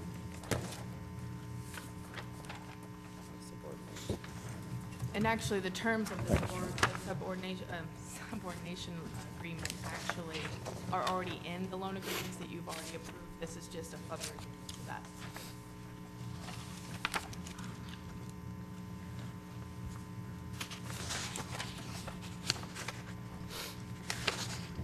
Yeah, I hate voting on something last minute that's got this much information attached to it without reading it all.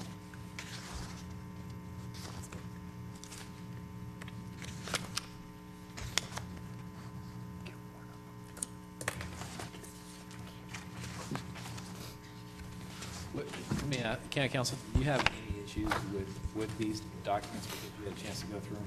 I have had a chance to look through them, and I did not have any issues with them. Any issues I've already addressed with the Steve Drain, law firm that's been handling the loan documents. I have had it up opportunity to review both documents, and there's nothing adverse to the county outside of what we already do with the subordination of our loan to the construction, which would be standard practice. Okay.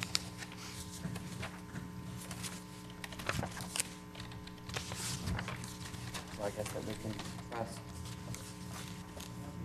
our county council. You're gonna read it all. You understand it. The first one's pretty straight up. This one, the intercreditor agreement is pretty standard. I mean, it appears that they're going to have monthly meetings. And So is the they're going to have subordination. monthly inspections, and there's nothing on any of the headliners that are of any issue on this one. I looked at this one. You looked at this one? It's a standard subordination agreement.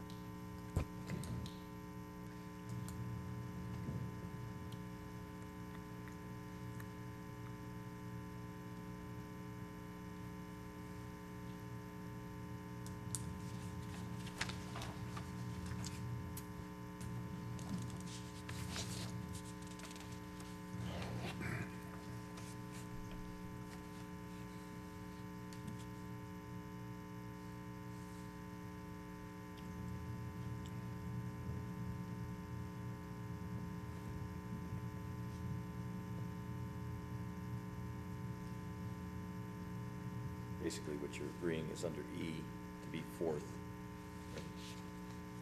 Which one? Page 2 shows you that the county deed of trust, we're going to be in fourth position. Well, county restriction, so we're really in third. You got the bonds, and you got the Chase deed of trust, and you got And that's pretty standard. standard from somebody that wants to be in first.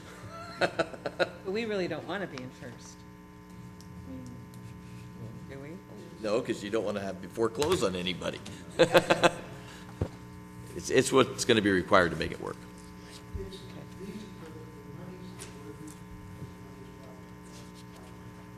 Yeah. Yeah.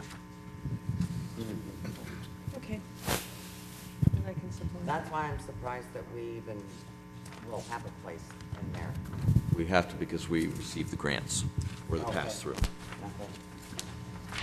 Somebody's name's got to be on it. Because I thought it was a pass-through, we wouldn't have to. Well, unfortunately, the feds can't give the money, or the state can't give the money directly to the developer or the bank. Yeah. Okay. Okay, we have one more update from you, Jane. I'll make Well, a. did we need to move? Yeah, you need Oh, a I'm motion. sorry. So, move to approve. Sorry, Gretchen, I'm hungry. I have a motion and a second. Jeremy? Supervisor Hemmingson? Yes. Supervisor Sullivan? Yes. Supervisor Finnegan? Yes. Supervisor McClure? Yes. Supervisor McNeamer? Yes. Just give you some quick highlights. The town site. I'm not asking for public comment because there is no public comment, just for the record. The town site is an ongoing project, as well as Battery Point, as well as Point St. George. Town site, there's going to be a meeting in regards to the scheduling. There's a couple of things that have come up that have slowed it down just a tad bit. But of course, we work under such a tight timeline for this project, it's important that they stay on task. So the construction manager will be meeting with the contractor. Some of it was actually sped up with the materials being located close by. Prop 40 project, since Jim's here, we'll be working with state parks in regards to the final, getting a final concurrence on final work to finish up those projects and get our payments. I kind of alerted the board that there were some discrepancies in projects and how we felt they were approved and how they felt they should have been finished. And we're going to finish those up here probably over the next several months. But there is still a little bit of funding left, and we're going to correct what they believe is still deficient, which has to do with our interpretation of the American Disabilities Act and their policies, which, you know, we have met our responsibilities, but their policies are a little bit larger than that. They will fund those extra portions, so we'll have to amend the projects, but we'll be coming back forward on that. As I said, the other ones are ongoing, and we'll continue to work on those and update the board as we can. Jay, did you get direction on the letters? And this meeting is adjourned. To send the letter? Yeah.